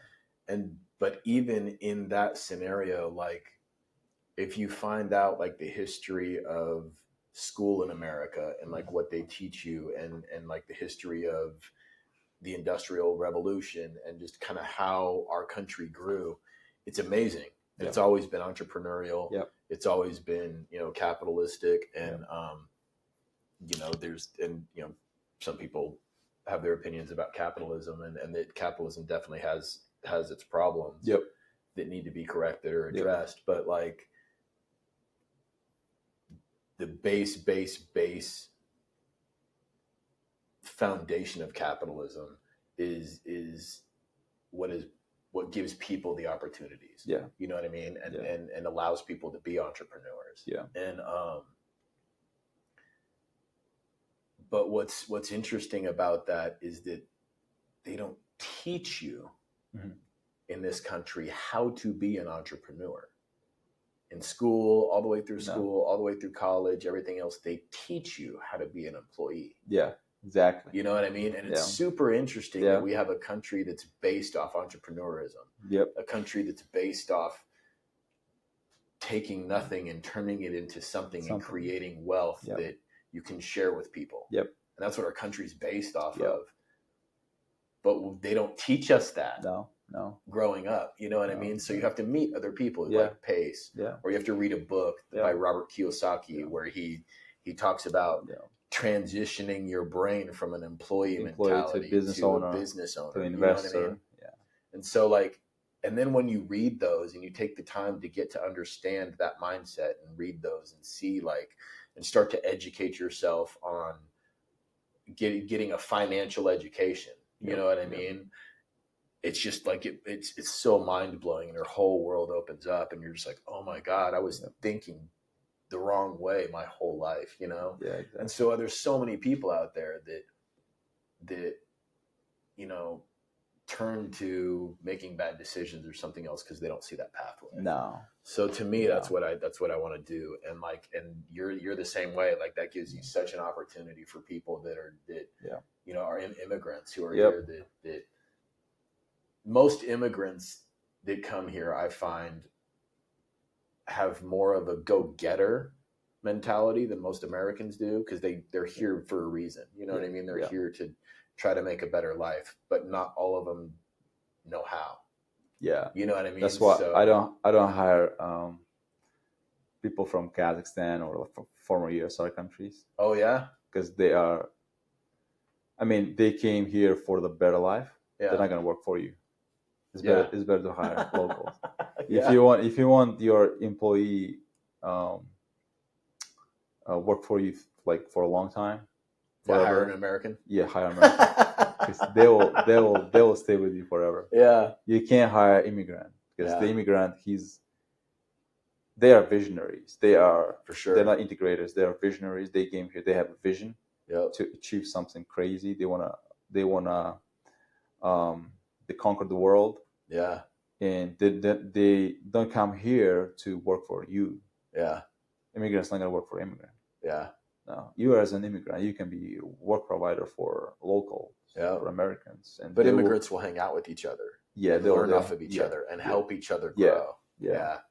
That's great. That's what I learned as being business owner. So, Yeah. yeah, That's funny, right? yeah. It's interesting. It's interesting the dynamics. Like Yeah, when you that's really great. dive Yeah. deep into the big picture, Yeah, it's interesting to see how it works. yeah. So interesting. Yeah. So where do you want to go from here? Like what do you see in the future as far as your own business, your own real estate journey? Where do you see it going? I'm on a stage now as I think I'm ready to buy and hold. To buy a home? Yeah, buy and hold. Buy and hold. Okay. Yeah. So All right. by the end of this year, I gotta buy at least 3 properties to offset my taxes. Okay. Because otherwise, I gotta pay legally. I mean, you'll need to pay Uncle Sam. Right. So, and legally to offset the taxes is through real estate buying and holding. Right. So, and I'll need to at least buy 3 properties, like co-living properties, by the end of this year. So is that what you're going to be concentrating on? Is co-living? Yeah, co-living. Okay. Buy and hold. At the same time, when I'm wedged to multifamily RV or mobile home parks. Okay.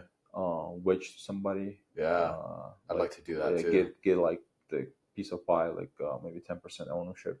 Right. And like get the passive income once in a quarter or once a month. How you planning on doing that? Like just by finding the properties that somebody else might be interested in and yeah, mom and pops, RV parks that the people that about to retire and be done with it.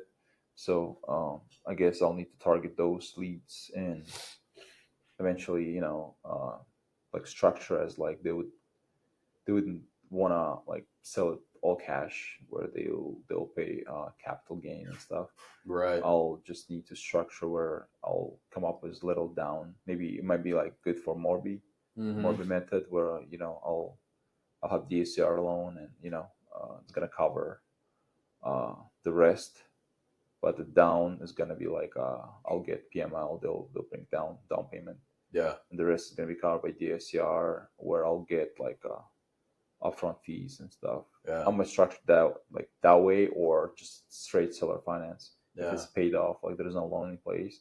If it's free and clear, then it was a little down, just telling them and explaining them that if you wanna avoid capital gains, it's better to structure a deal where you become a bank, basically. Right. A lot of people just don't even realize that's an option. Yeah. You know what I mean? Yeah. Like that's what you're supposed to do. Yeah. If I want to retire, I just sell it. Yeah. You know what I mean? Yeah. And they don't even know that, like, until somebody comes in and tells them, like, hey, like, what's your goal? Yeah. You know what I mean? Like, what are you trying to do like, what's your goal in selling this property? Oh, we're going to retire and we got an RV and we're just going to travel the country and go visit people and see our kids. Yeah. Well, if that's your goal, I can help you do that and save you money. Let's structure it this way. A lot of people don't even realize that. They don't even think about capital gains until after they've sold it. They got this big chunk of money, and then Uncle Sam comes knocking on the door asking them for their chunk. You know what I mean? Yeah. When you explain that to them in the beginning, and then you structure the deal, like how much, like what do you need to function? You know what I mean? Or what do you need to be able to do what it is you want to do? Let me help you get that, but also save you. You know? Yeah, that's the skill that you gotta have in your tool belt. For sure. It's a skill that you'll need to learn, and basically I think, in my opinion, everybody has to be a little bit acquisition, because that's where you control the lead. For sure. You learn acquisition, you know how to acquire the lead and deal. Well, and that's something that, like, I'm not super crazy about wholesale, but like that's something that I'm super grateful for, that I'm like, for a good 6 to 9 months, I was on the phones making phone calls and part of several different teams, and like I'm super grateful for that because the amount of knowledge that I learned Exactly. just by repeating it over and over and over and over again, and then I can if this is the whole, if the whole story is this long, I can go in and I can go like 3/4 of that story. Yeah. But then as I keep talking and keep making phone calls, now I can go half of that story. And I keep talking and keep making phone calls and get on Zooms and meet people and ask questions. Now I can tell the full story now. Exactly. You know what I mean? Yeah. And so even if that's not something specific that I want to do at the moment, it's given me the knowledge and the confidence to talk about it. Yeah. Exactly. Yeah. That's why I'm like, all right, so there are a bunch of like avatars and stuff, but I think personally everybody has to know how to acquire the lead acquisition part, because that's where you control the lead, whether you will wholesale it, whether you will buy and hold it. But it's just like you control the deal because you got it on the contract. The first place. And it's funny because I've gone back to not really to wholesaling, but but kind of sort of, because now that I'm looking for properties that I want to buy to fix and flip. I'm going to run into some that like maybe I don't want, or maybe it's not right for me, but I can wholesale it to somebody else. You know what I mean? That's the beauty of wholesaling. So, but it's just a bunch of skills that you will acquire, you will learn. And it's gonna show up as like the quality of your life is gonna change. It's not just like real estate, but everywhere. Like, look at me. I didn't speak English at all, but now I'm on your podcast today. Having first podcast ever. You know what I mean? Like, that's awesome. I have a podcast with you. I'm blessed and grateful that I'm your first podcast. And it's just, look at me how I have like progressed. I have like boosted up. You know what I mean? Like during that period of time, which is like not that long, 2 years. And back in Tampa, I used to teach people. Like, I would just not teach, but I would just show them the pathway of like for their the first check. You know what I mean? Like, Americans would come and like learn from me. So I'm like, I was like, wow, like, you know what I mean? The result of like, being in this community and like working hard, and here I am, like kind of teaching, sharing my experience with the people that just joined up too. You know what I mean? Right. So it's like the stack of skills basically that you might be able to share with other people, and it's gonna show up as like the quality of your life is gonna change. Right. I'm not saying that I became rich, wealthy now, and like trying to teach somebody something. No, it's just I feel it, I know it from inside out, like how it's just impacted my life, and the wholesale and the community in general. Yeah. Give me 1 second. Hold that thought. I have to go to the bathroom. Of course. We'll pause and then. All right. So I don't know if we're back or if this is the second one. I never left. So I think it just paused. If not, we'll combine them. What were we talking about when we left? It was good. What were we talking about? But I don't remember what it was. So, but yeah, I mean, it was good. It was good. It was good. Like 2 hours. Yeah. Conversation. But yeah, I mean, it's an honor for me, good opportunity to have like first podcast with you, Tabor, and I mean, we've been talking about it for a long time, man. So I'm glad we finally did it, man. I'm glad you're here too, man. That's great. And the other thing too, I think that I think will be fun with the podcast is re-interviewing people 6 months later, or a year later, or 2 years later, or 3 years later, when they're just completely different people. You know what I mean? Yeah. Oh, I think we were talking about too, like the growth that you have, where you see how much you've changed. Oh yeah. Yeah, I think that's what we were talking about. Yeah, that's what. That's something that's been interesting for me. Like, it was only about 6 months ago, maybe. between like 4 and 6 months ago, like it just dawned on me how much I've changed in the last like 2 years. Yeah. You know what I mean? Like, because sometimes like you grind and you grind and you grind and you don't realize that, like, you're just like, where's the progress? Yeah. What has, I don't see anything positive coming out of what I'm doing. I just feel like I'm grinding and I'm getting nowhere. You know what I mean? Yep. And like a hamster wheel. Just yeah, and you don't like. I don't think you see it when you're in it. Yeah. Sometimes you have to get to the other side of it. Yeah, to see it from the side. To go back and look and say, oh, yeah, wow, I'm a different person. Yeah. I've grown. I've changed. Yeah. You know what I mean? I've my mindset's different. How I think is different. Yeah. You know what I mean? Yeah. I've things that I've been working on my whole life. Like I see progress, and I give a lot of credit for that to,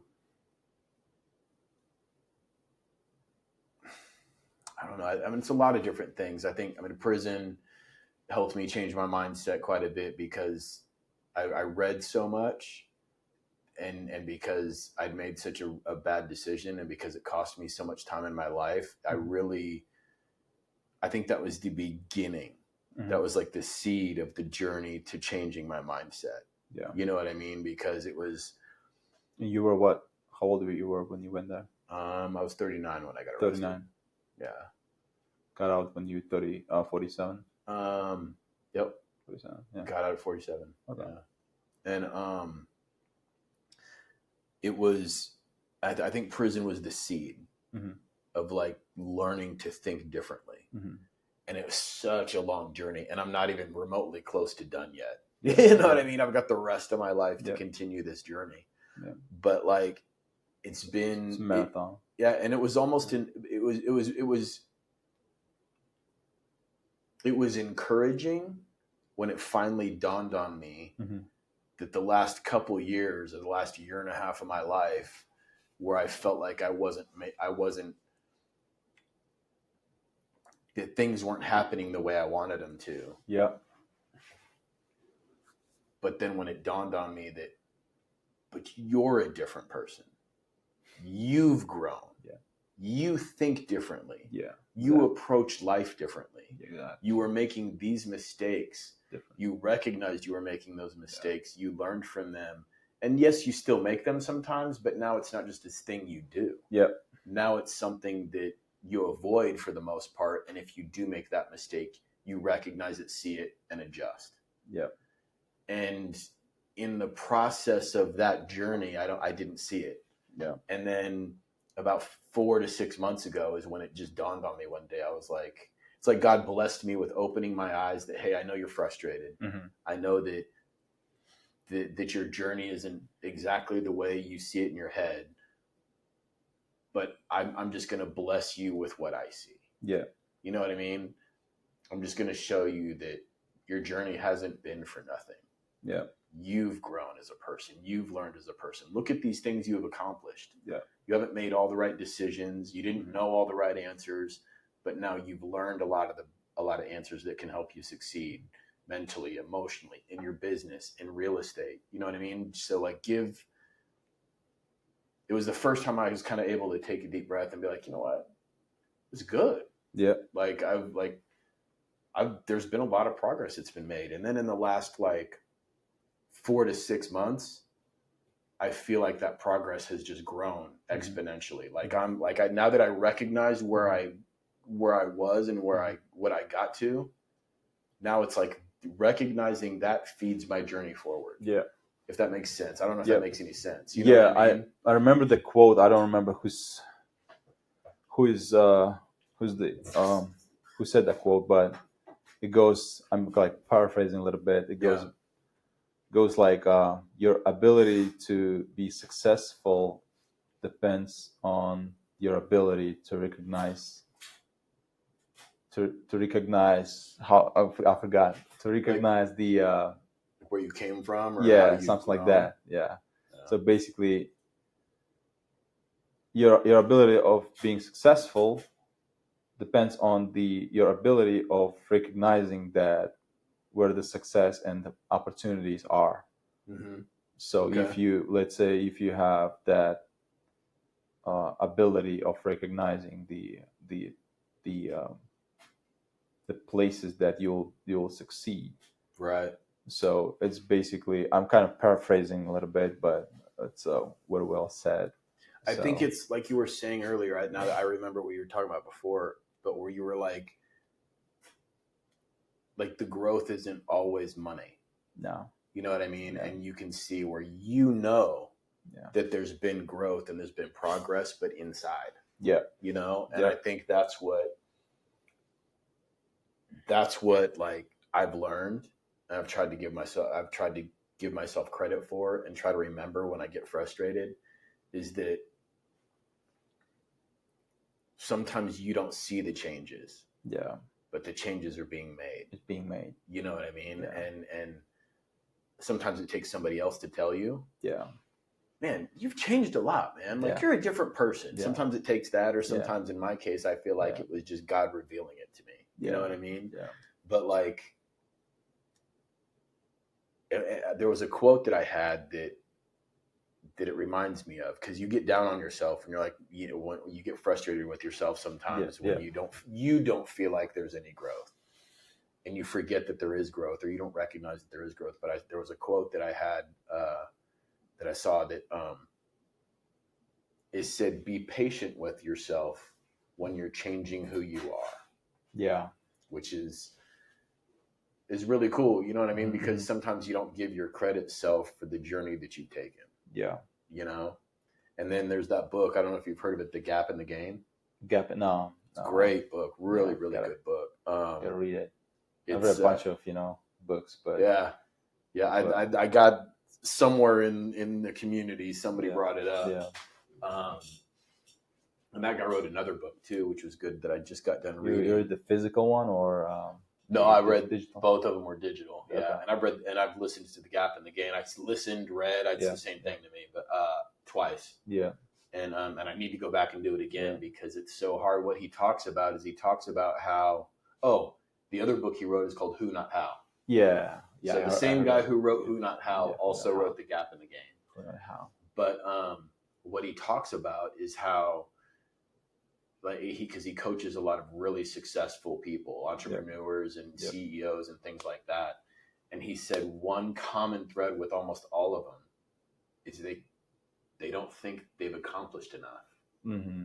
You know what I mean? He's like, so they'll come in and they'll be a part of the group and they'll say, you know what, I feel like a failure. Mm-hmm. I haven't done this thing. I haven't ddone this thing, because they're over here looking at this goal they want to achieve. Mm-hmm. And because they haven't achieved it, or it's taken them longer to achieve it than they wanted, or because they're having a hard time getting there. Yeah.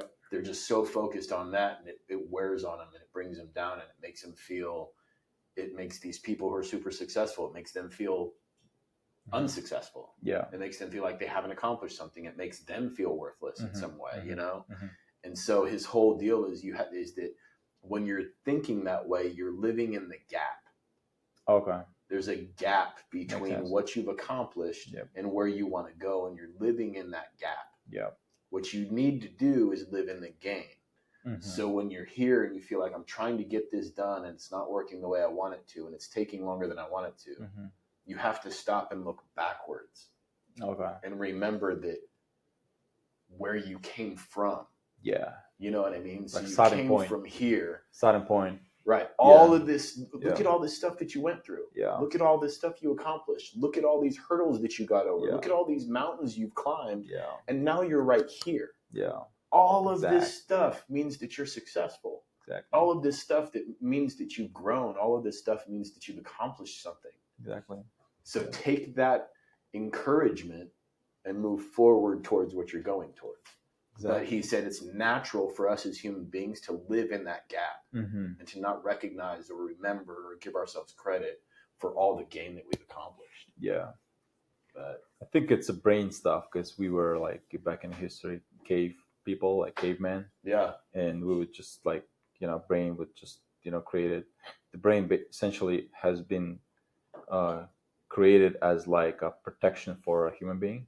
Right. Like it's just like protect you, is there to protect you, to indicate the threat, like a lion is gonna come and eat you, Yeah. and you gotta run out from the line. And like it's just always there to basically tell you like something wrong, like a warning you. It's like a Right. warning indication, like hey, It's like your natural state of mind is there's always a threat. a warning. There's like this, there's that, but there's like a bunch of tricks to trick your brain, like Mhm.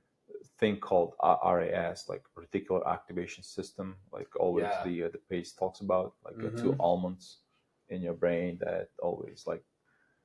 I mean, it's just, let's say I just bought a car for my wife, Mercedes GL 450. I bought it as a gift because we just had anniversary, like 15 years together, Nice. and as a Congratulations. gift, yeah. And I've never seen that car before, but when I bought it and I was gonna buy it, then I bought it. I see everywhere GL 450. Yeah.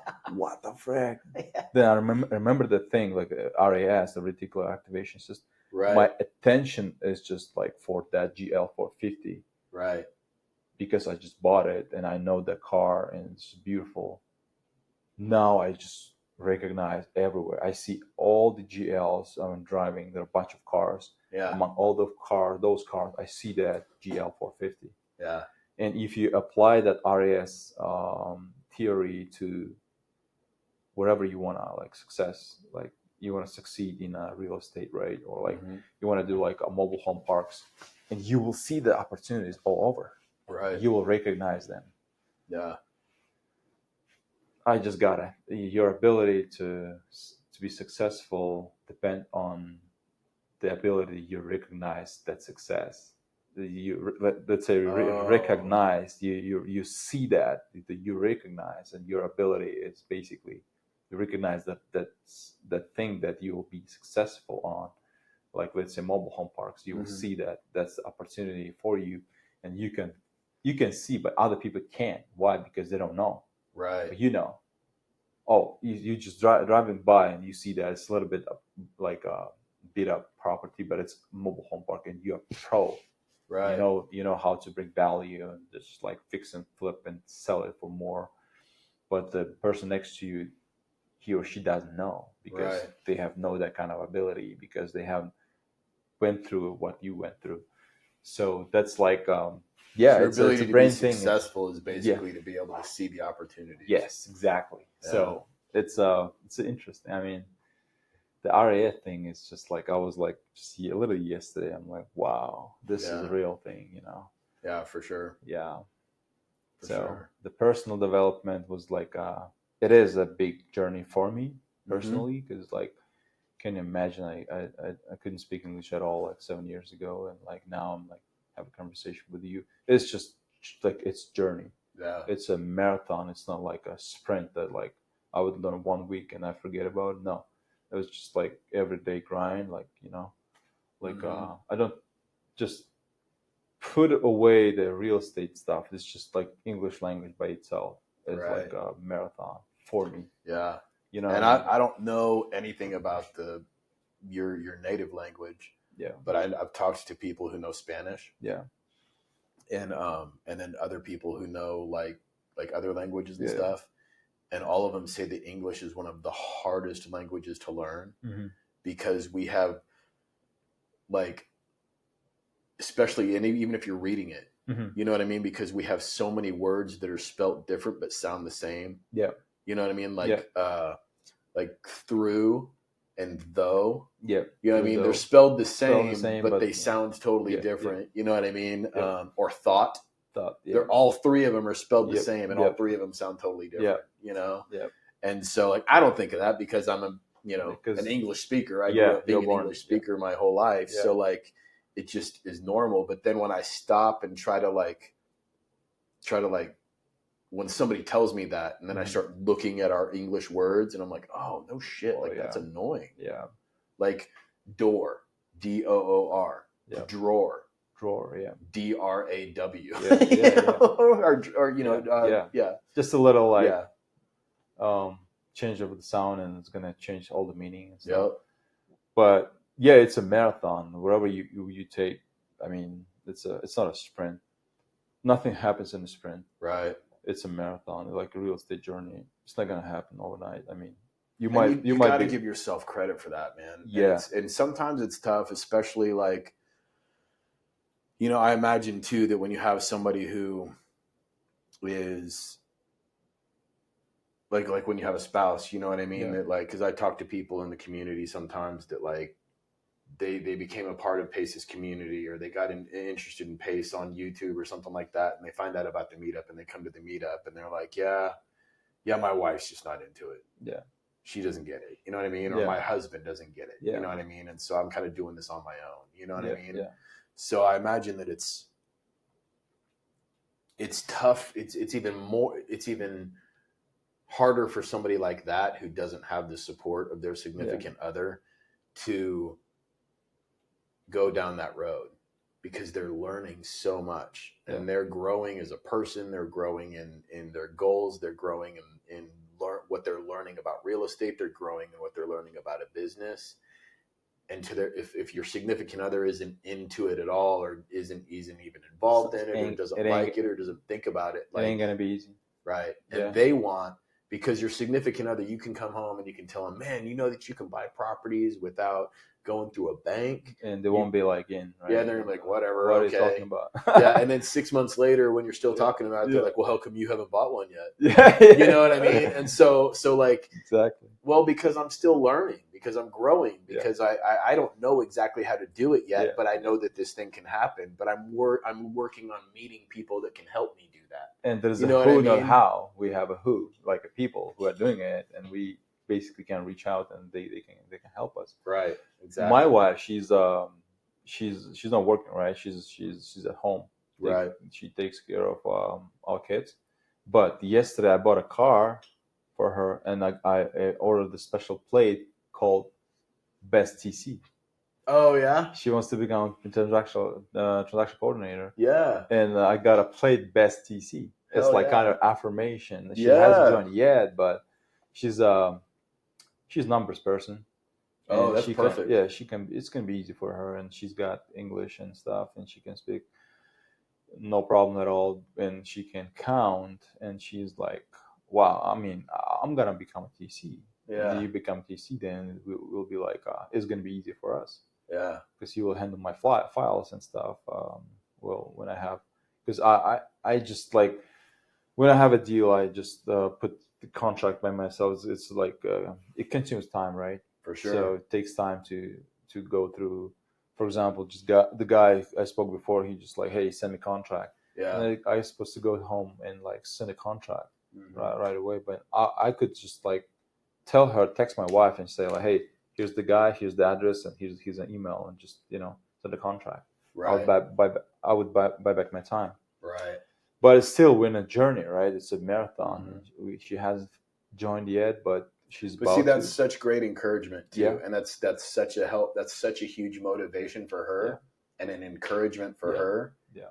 That you've already got a license plate that says Best TC, and she TC. hasn't even joined yet, but she wants to. So now when she does join, she knows that you're behind her. Yeah.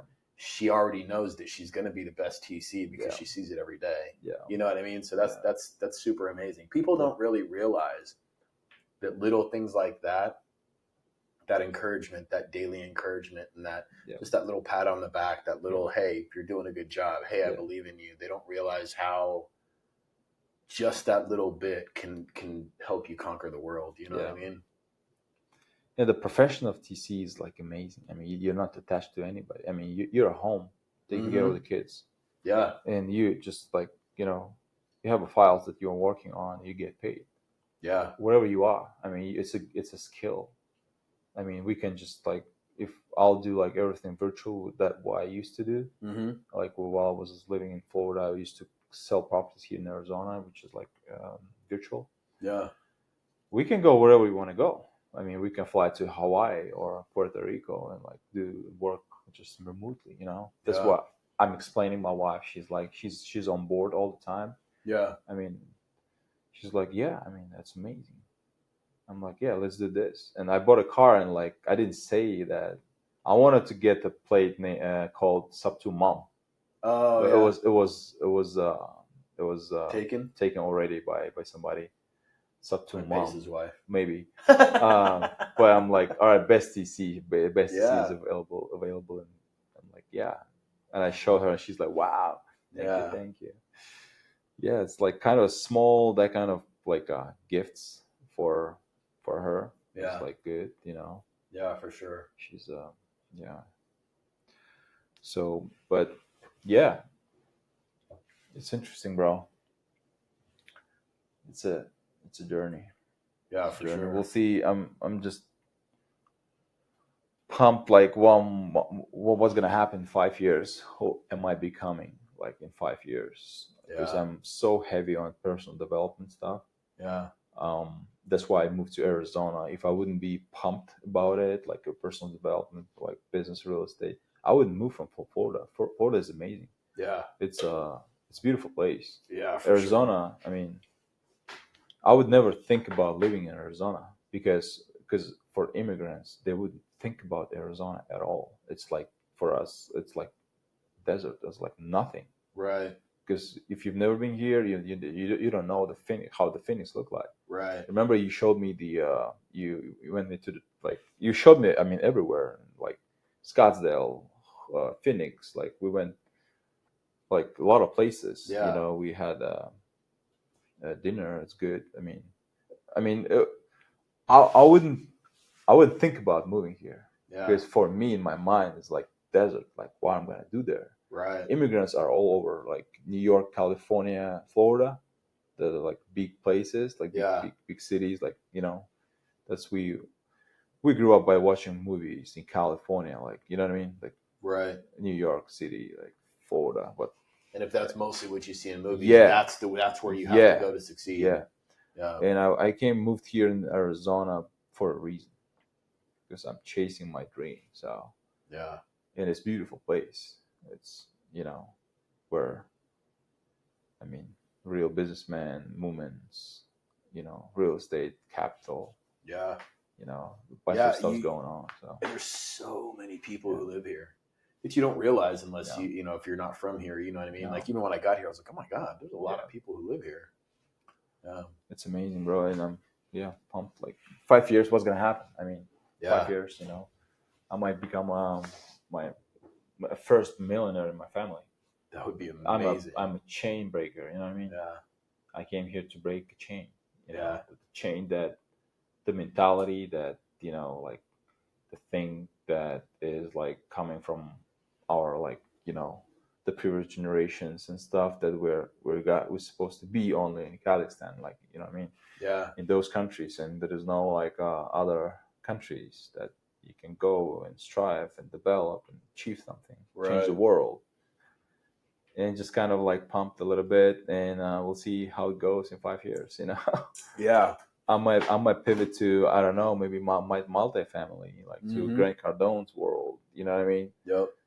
Which is bigger assets. Who knows? And But- and that's what's so beautiful about real estate is that it's this giant ocean of opportunities.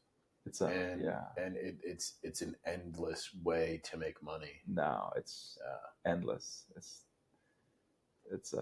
abundance. And you're always learning, like even Pace, you know, he's like, I've been the single family guy forever. Yeah. He's like, I'm a single family expert and I Yeah. make millions of dollars off being a single family expert. He's like, but as I grow and I get into these other rooms with these other people, they're like, no.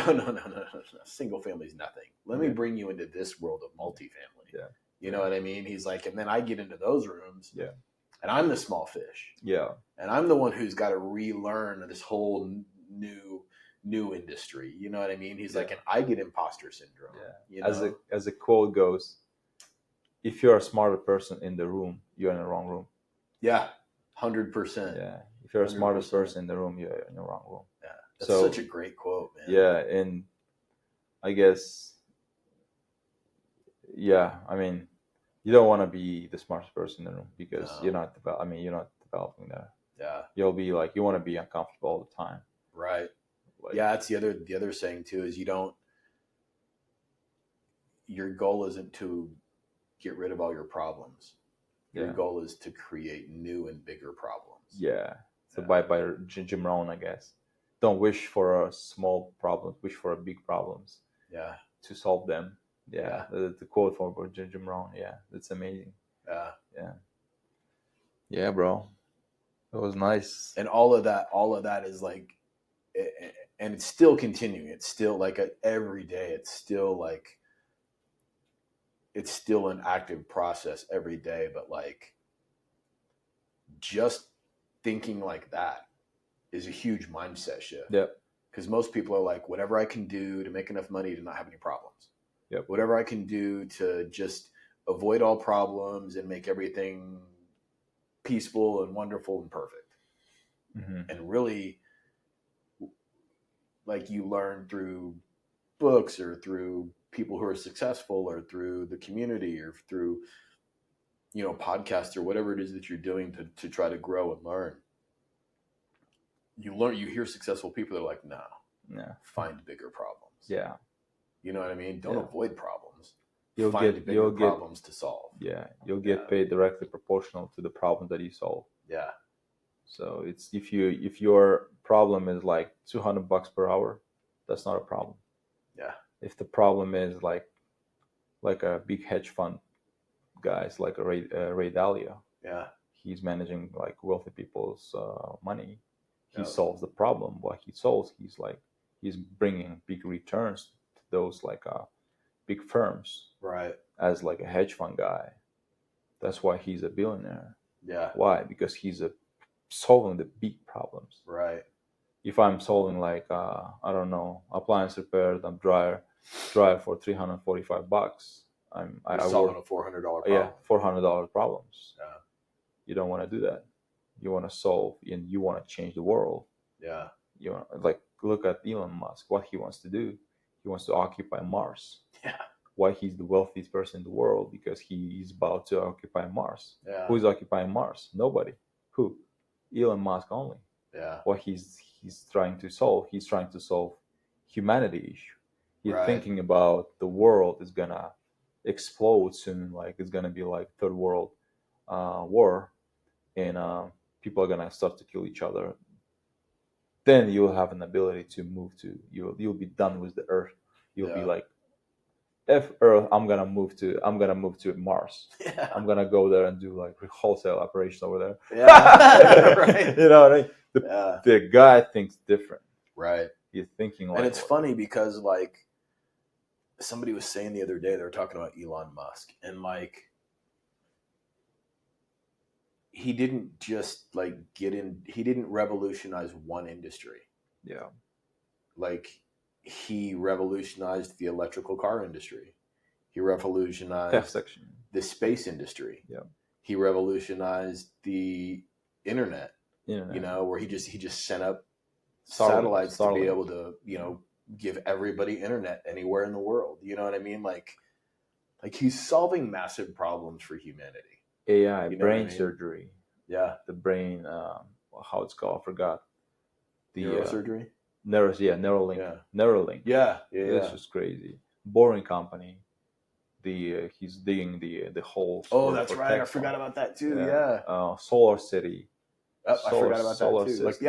Like, bro, they were telling that. They were saying that too. I forgot about all that. It's like 4 or 5 different industries that he's revolutionizing. Yeah. You know what I mean? And you look at like somebody like Steve Jobs, and Steve Jobs changed the entire fucking world and how the world functions. But even Steve Jobs, as brilliant as Steve Jobs was, and as amazing as he was, and as much as he literally revolutionized how the world communicates, he still was in one industry. Yeah. You know what I mean? Yeah. He was in the computer industry. Yeah. I love Elon Musk is in like 5 industries, and he's revolutionizing like 5 industries. I love his the Steve Jobs theory about noise to signal ratio. Noise to signal ratio. Let's say we have 16 hours, as I told you, per day. 8 hours we sleep.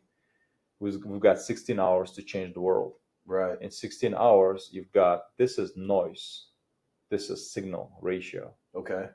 So first 4 hours, you wanna accomplish all the goals that you wanna fix the problem. Let's say you have like in 4 hours you want to like do like I don't know, solve bigger problems. You don't want to be distracted to the noise. You'll be focused on a signal. Signal is small, noise is big. Okay. People want they want your attention. They call you whatever. You getting text message, you're getting like a WhatsApp message, or you're getting like notification. Somebody's calling, somebody's like doing something, video, TV, radio, phone, like kind of like a chaos, right? That's called noise. Right. The signal ratio is basically your goal. You don't distract it. You're just emphasize on that signal and get done like that whatever job you have, Right. whatever goal you have. Yeah. First 4 hours every day. He's got that theory. Like he was just stuck and he was just First 4 hours following every the day formula. was fully immersed in signal his goals for the day. Signal to noise ratio. Yeah. That came from Steve Jobs. Yeah. You just told, and I just like, oh, I remember that thing. Yeah. Yeah. That's why he was successful. Yep. He wanted to get done wherever it takes. Just go and get it done. Yeah. The same was Ford, Henry Ford. Yeah. He was like V6. The people were saying like it's not possible. He was like, it is possible. Just go ahead and get it done. You know, and he created V6 engine. Yeah. Everybody was shocked. Then V8, V12. Yeah. You know, it's just determination, and the people were crazy. They're visionaries, and they have vision. They want to create that atmospheric V6 engine that, you know, they created. Elon Musk is the same. Electrical cars. Yeah. So it's like we all, not all, but most of the people who are about to conquer the world. They want to achieve and occupy Mars. They are visionary people, and they are nobody without integrators. Right. We got to find that integrator, who's going to help us to accomplish whatever we want to accomplish. Yeah, for sure. There is the book called Rocket Fuel. Yes. Have you read it? Book. Yeah. Yeah, that's incredible. I didn't know about visionary integration, integrator stuff. Like I didn't either. No, the two people in a company. Yeah. So if you're a visionary, you gotta have integrator. Yeah. But your back end, your front end, they're in the back end. Yeah. Doing like I deal with that now. Like that's like the growing pains. You know what I mean? Like bottleneck. Yep. I got reading Rocket Fuel and then reading Who Not How. Yeah. And Who Not How is such a good. Have you read that one? No, I'm about to. That's such a good book. After this podcast, I'm gonna go ahead and buy it. Yeah. Who Not How. It's such a great book, man. But it's just like, and like I'm at that place right now where I can't afford to hire another person. But if I could hire one person, it would just change my life. You know what I mean? Because all the integrator stuff could be taken care of. The stuff that, number one, I'm not that great at. Yeah. Number two, that it takes up so much extra time I have because I'm not that great at it. You know what I mean? So I have to work harder, and it takes more time for me to do those integrator things. But it would allow me to just spend all my time accomplishing all this other stuff. You know what I mean? So I'm in that place right now where it's like I've got, and he talks about it, Who Not How too. He's like, because where I feel like I've got 20 different things I have to do. Yep. But I'm not doing any of them very well because I'm trying to do all of them. All of them. You know? Yeah. And so I'm trying to figure that out right now. I did hire somebody to help me with my social media. Yeah. So that's smart. Yeah. So that's been at least kind of give me a little bit of a boost there. So hopefully that will help get some of that going for me. Yeah. But the one thing I've been pretty good at is staying consistent with my podcast. Yeah. You're doing great, bro. You're doing great. You're taking action. I'm working on. I'm trying to do it every Sunday. I'm trying to do a podcast every Sunday. I've done the last 3 in a row, and then before that I skipped like a couple weeks and did one, and then I've been pretty good at it though. Yeah. Since I got back to doing it. My very first podcast. You're taking action. That's very important. You know. Yeah. You're taking action. Yeah. Which is good. I like the quote, not a quote, but it's a saying from Dan Martell. He said, "If you don't have an assistant, you are one." Yeah. If you don't have an assistant, you are one. Yeah. You are assistant by yourself. I mean, you are assistant. If you don't have one, then you are the assistant. I am. That's the bottleneck. Yeah. And in a business everywhere. I mean, look at Pace. He's got cameraman. Mm-hmm. How amazing it is! Like you are creating a content like a Medi case, the Medi, the homeless Medi. Oh yeah, I Yeah, haven't seen that story yet. yeah, I've got to go back and watch it. He was bro. doing It's that. He did that live when I was at yeah, the my golden yeah, ticket. So I didn't get to see it, but I need to go back and watch it. It's on his YouTube, right? yeah. It's Yeah, I on need to go YouTube, back and watch but it. he's got a team, right? So you, if you have a assistant, you got a cameraman, you've got like a back end, like you know what I mean, like support tech. Right. It's bro, it's the only job you have is what is front end. Is you are basically a marketer. Yeah. So you are just the face of the company where you are talking about the deals and stuff, and you're just putting on online and basically creating your clowns. The Yeah. clowns you while you're sleeping, the Tabor is speaking Right. like on YouTube. I watch, like, let's say I'm your subscriber. I like your content. I'm watching, like, consuming your content. Yeah. So it's a consumer. There's a consumer and creator. You're becoming a creator, and people like say like me. I like you. I follow you. I like your content. I want to become the same as the same beast as you, like a mobile home beast. Let's say I want to do the same business model, and following you. And basically, I'm a consumer. You are creating a content. I'm following you, and I have a bunch of questions. I'm like, all right, Tabor, let me reach out to you. You're like, Mm-hmm. all right, you reach out to me. I'm gonna help you. You've got maybe like a couple of ebooks that you send for free, but you might have like the main course that you can sell. Right. It's not just like because it's time that you spend, it's your expertise, and you want to monetize it. You don't Right. want to like share like everything for free. If Sub2 was free, then everybody would be there, not vetted people. Right. You know what Everybody I would be mean? there and nobody would be Yeah, doing Paige has anything. a bunch of like free stuffs that he's giving away for free. Yeah. But if you want to be like inside of the community, then you gotta pay. The Yeah. same thing everybody can do. Basically, it's just like buying back your time, hiring people, putting system in place, SOP and stuff. Just be face of the company, marketer. Just market Facebook, YouTube, Instagram, Spotify, like everywhere. Like Yeah. just crash the marketing stuff, and people are gonna come reach out to you. Mm-hmm. You know what I mean? That's where my bottleneck as well. It's just like consistency.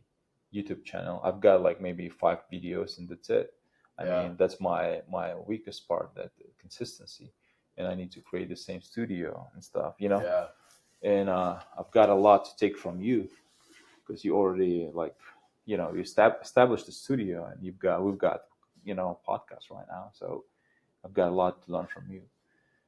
And yeah, thank you for this opportunity, bro. It's just Dude, thanks it's for coming been on, it's man. I mean, been I'm so happy to have you here, man. yeah, bro. We It's connected at No yeah, Enough Behind, man, and it's been great. I'm yeah. so glad you're here, and Thank you, I'm bro. sure there's going to be some times when I like, especially with wholesale, I'm going to need some Yeah, help and guidance of from you. course, So, anytime, bro. and especially if you get into co-living too, I'd love to see how that goes Yeah, because I'm calling. super interested in co-living, but I'm Yeah, a little scared of it.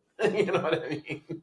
I gotta. It's just because I'm Yeah, unfamiliar with it. You know what I yeah. mean? And I It's know not. There's no. Yeah, so there's no many people certain. do really well in Yeah, people are crashing, it. especially Yeah. in Texas. Mm-hmm. Texas houses are big. Like for calling, you need non-HOA community, big house where you will split the house into a Yeah. bunch of rooms, where you will like ideally have like each room has its own bathroom, Yeah.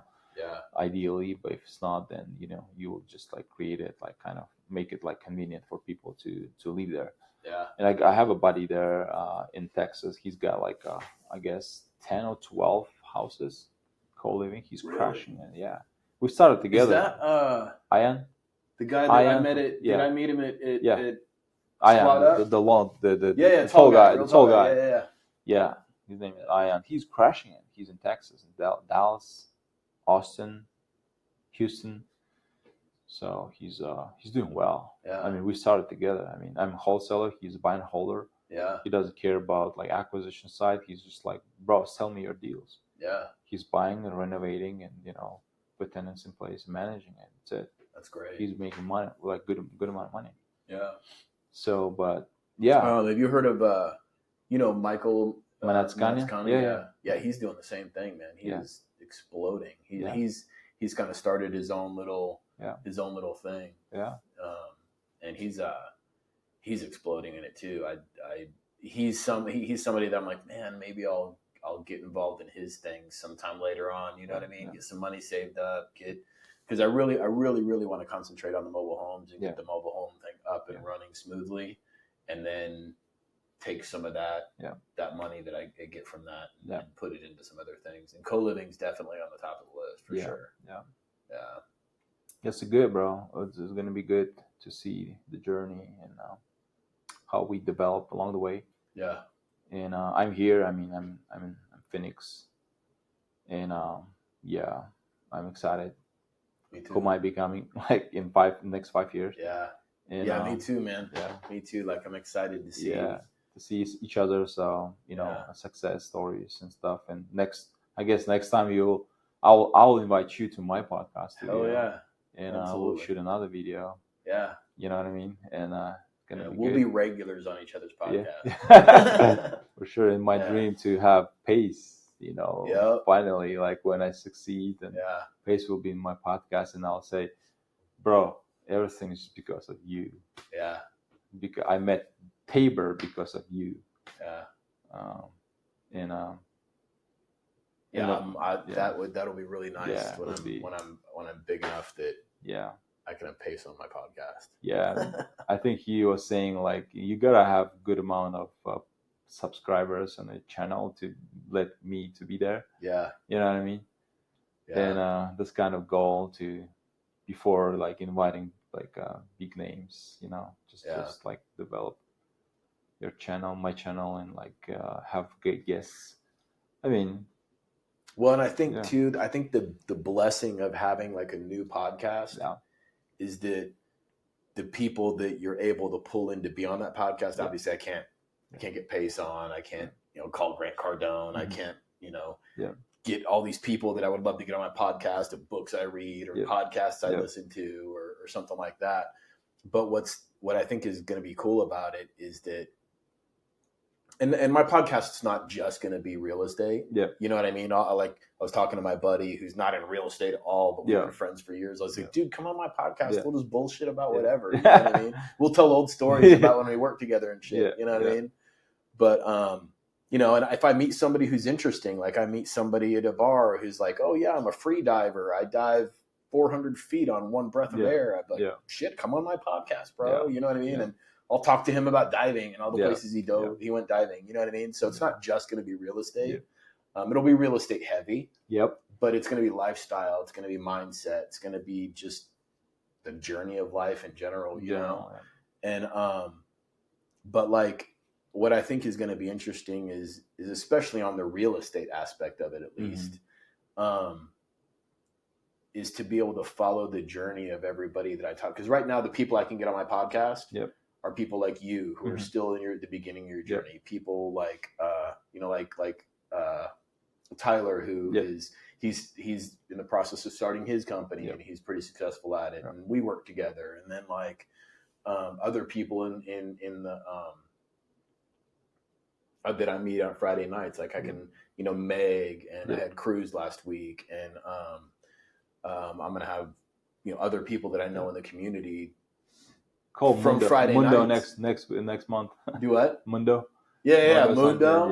And Mundo will come do it. You know what I mean? And Mundo to me he's a little bit higher than all of us because he's already accomplished quite a bit in what his niche is. You know what I mean? Yeah. But he's somebody I can also still get on my podcast because he's all about like, feeding his social media too, And so, but like being able to go back and like you said, in 5 years, you know what I mean? If I plan on still having this podcast in 5 years, you know what I mean? And see where I am and then be able to bring you back on and be like, and we can talk about both of our journeys and what we're doing and what we're accomplishing and be like, remember back when? Yeah. You know what I mean? Remember 5 years ago? You remember your first podcast? And yes, and stuff, and where we were then and look what we've done now. Yeah. You know what I mean? For sure. Yeah, so bro. I'm excited, man. Well, how can people get a hold of you? They can follow me on Instagram. John Bay Official. And that's JOHN? JOHN / Bay BAY at BAY at official.com. Okay. Yeah. Is that for Instagram? For Instagram, yeah. So, and yeah, John Bay Official. That's my Instagram. So and John Bay John Bay _official. Okay. Yeah, you can DM me on Instagram, and yeah, I'm available. You can call me. Cool. Yeah. Cool. Well, it's been a pleasure having you. Thank you for taking the time, sir. And we'll see. Hopefully, this turned out good in light of our technical difficulties. Yep. Hopefully, it turned out good, and I'll get it. Thank you, bro. Thanks for having me. We'll do it again sometime. Thanks for having me, bro. Yes, sir. Appreciate it. Thanks for coming. Yeah.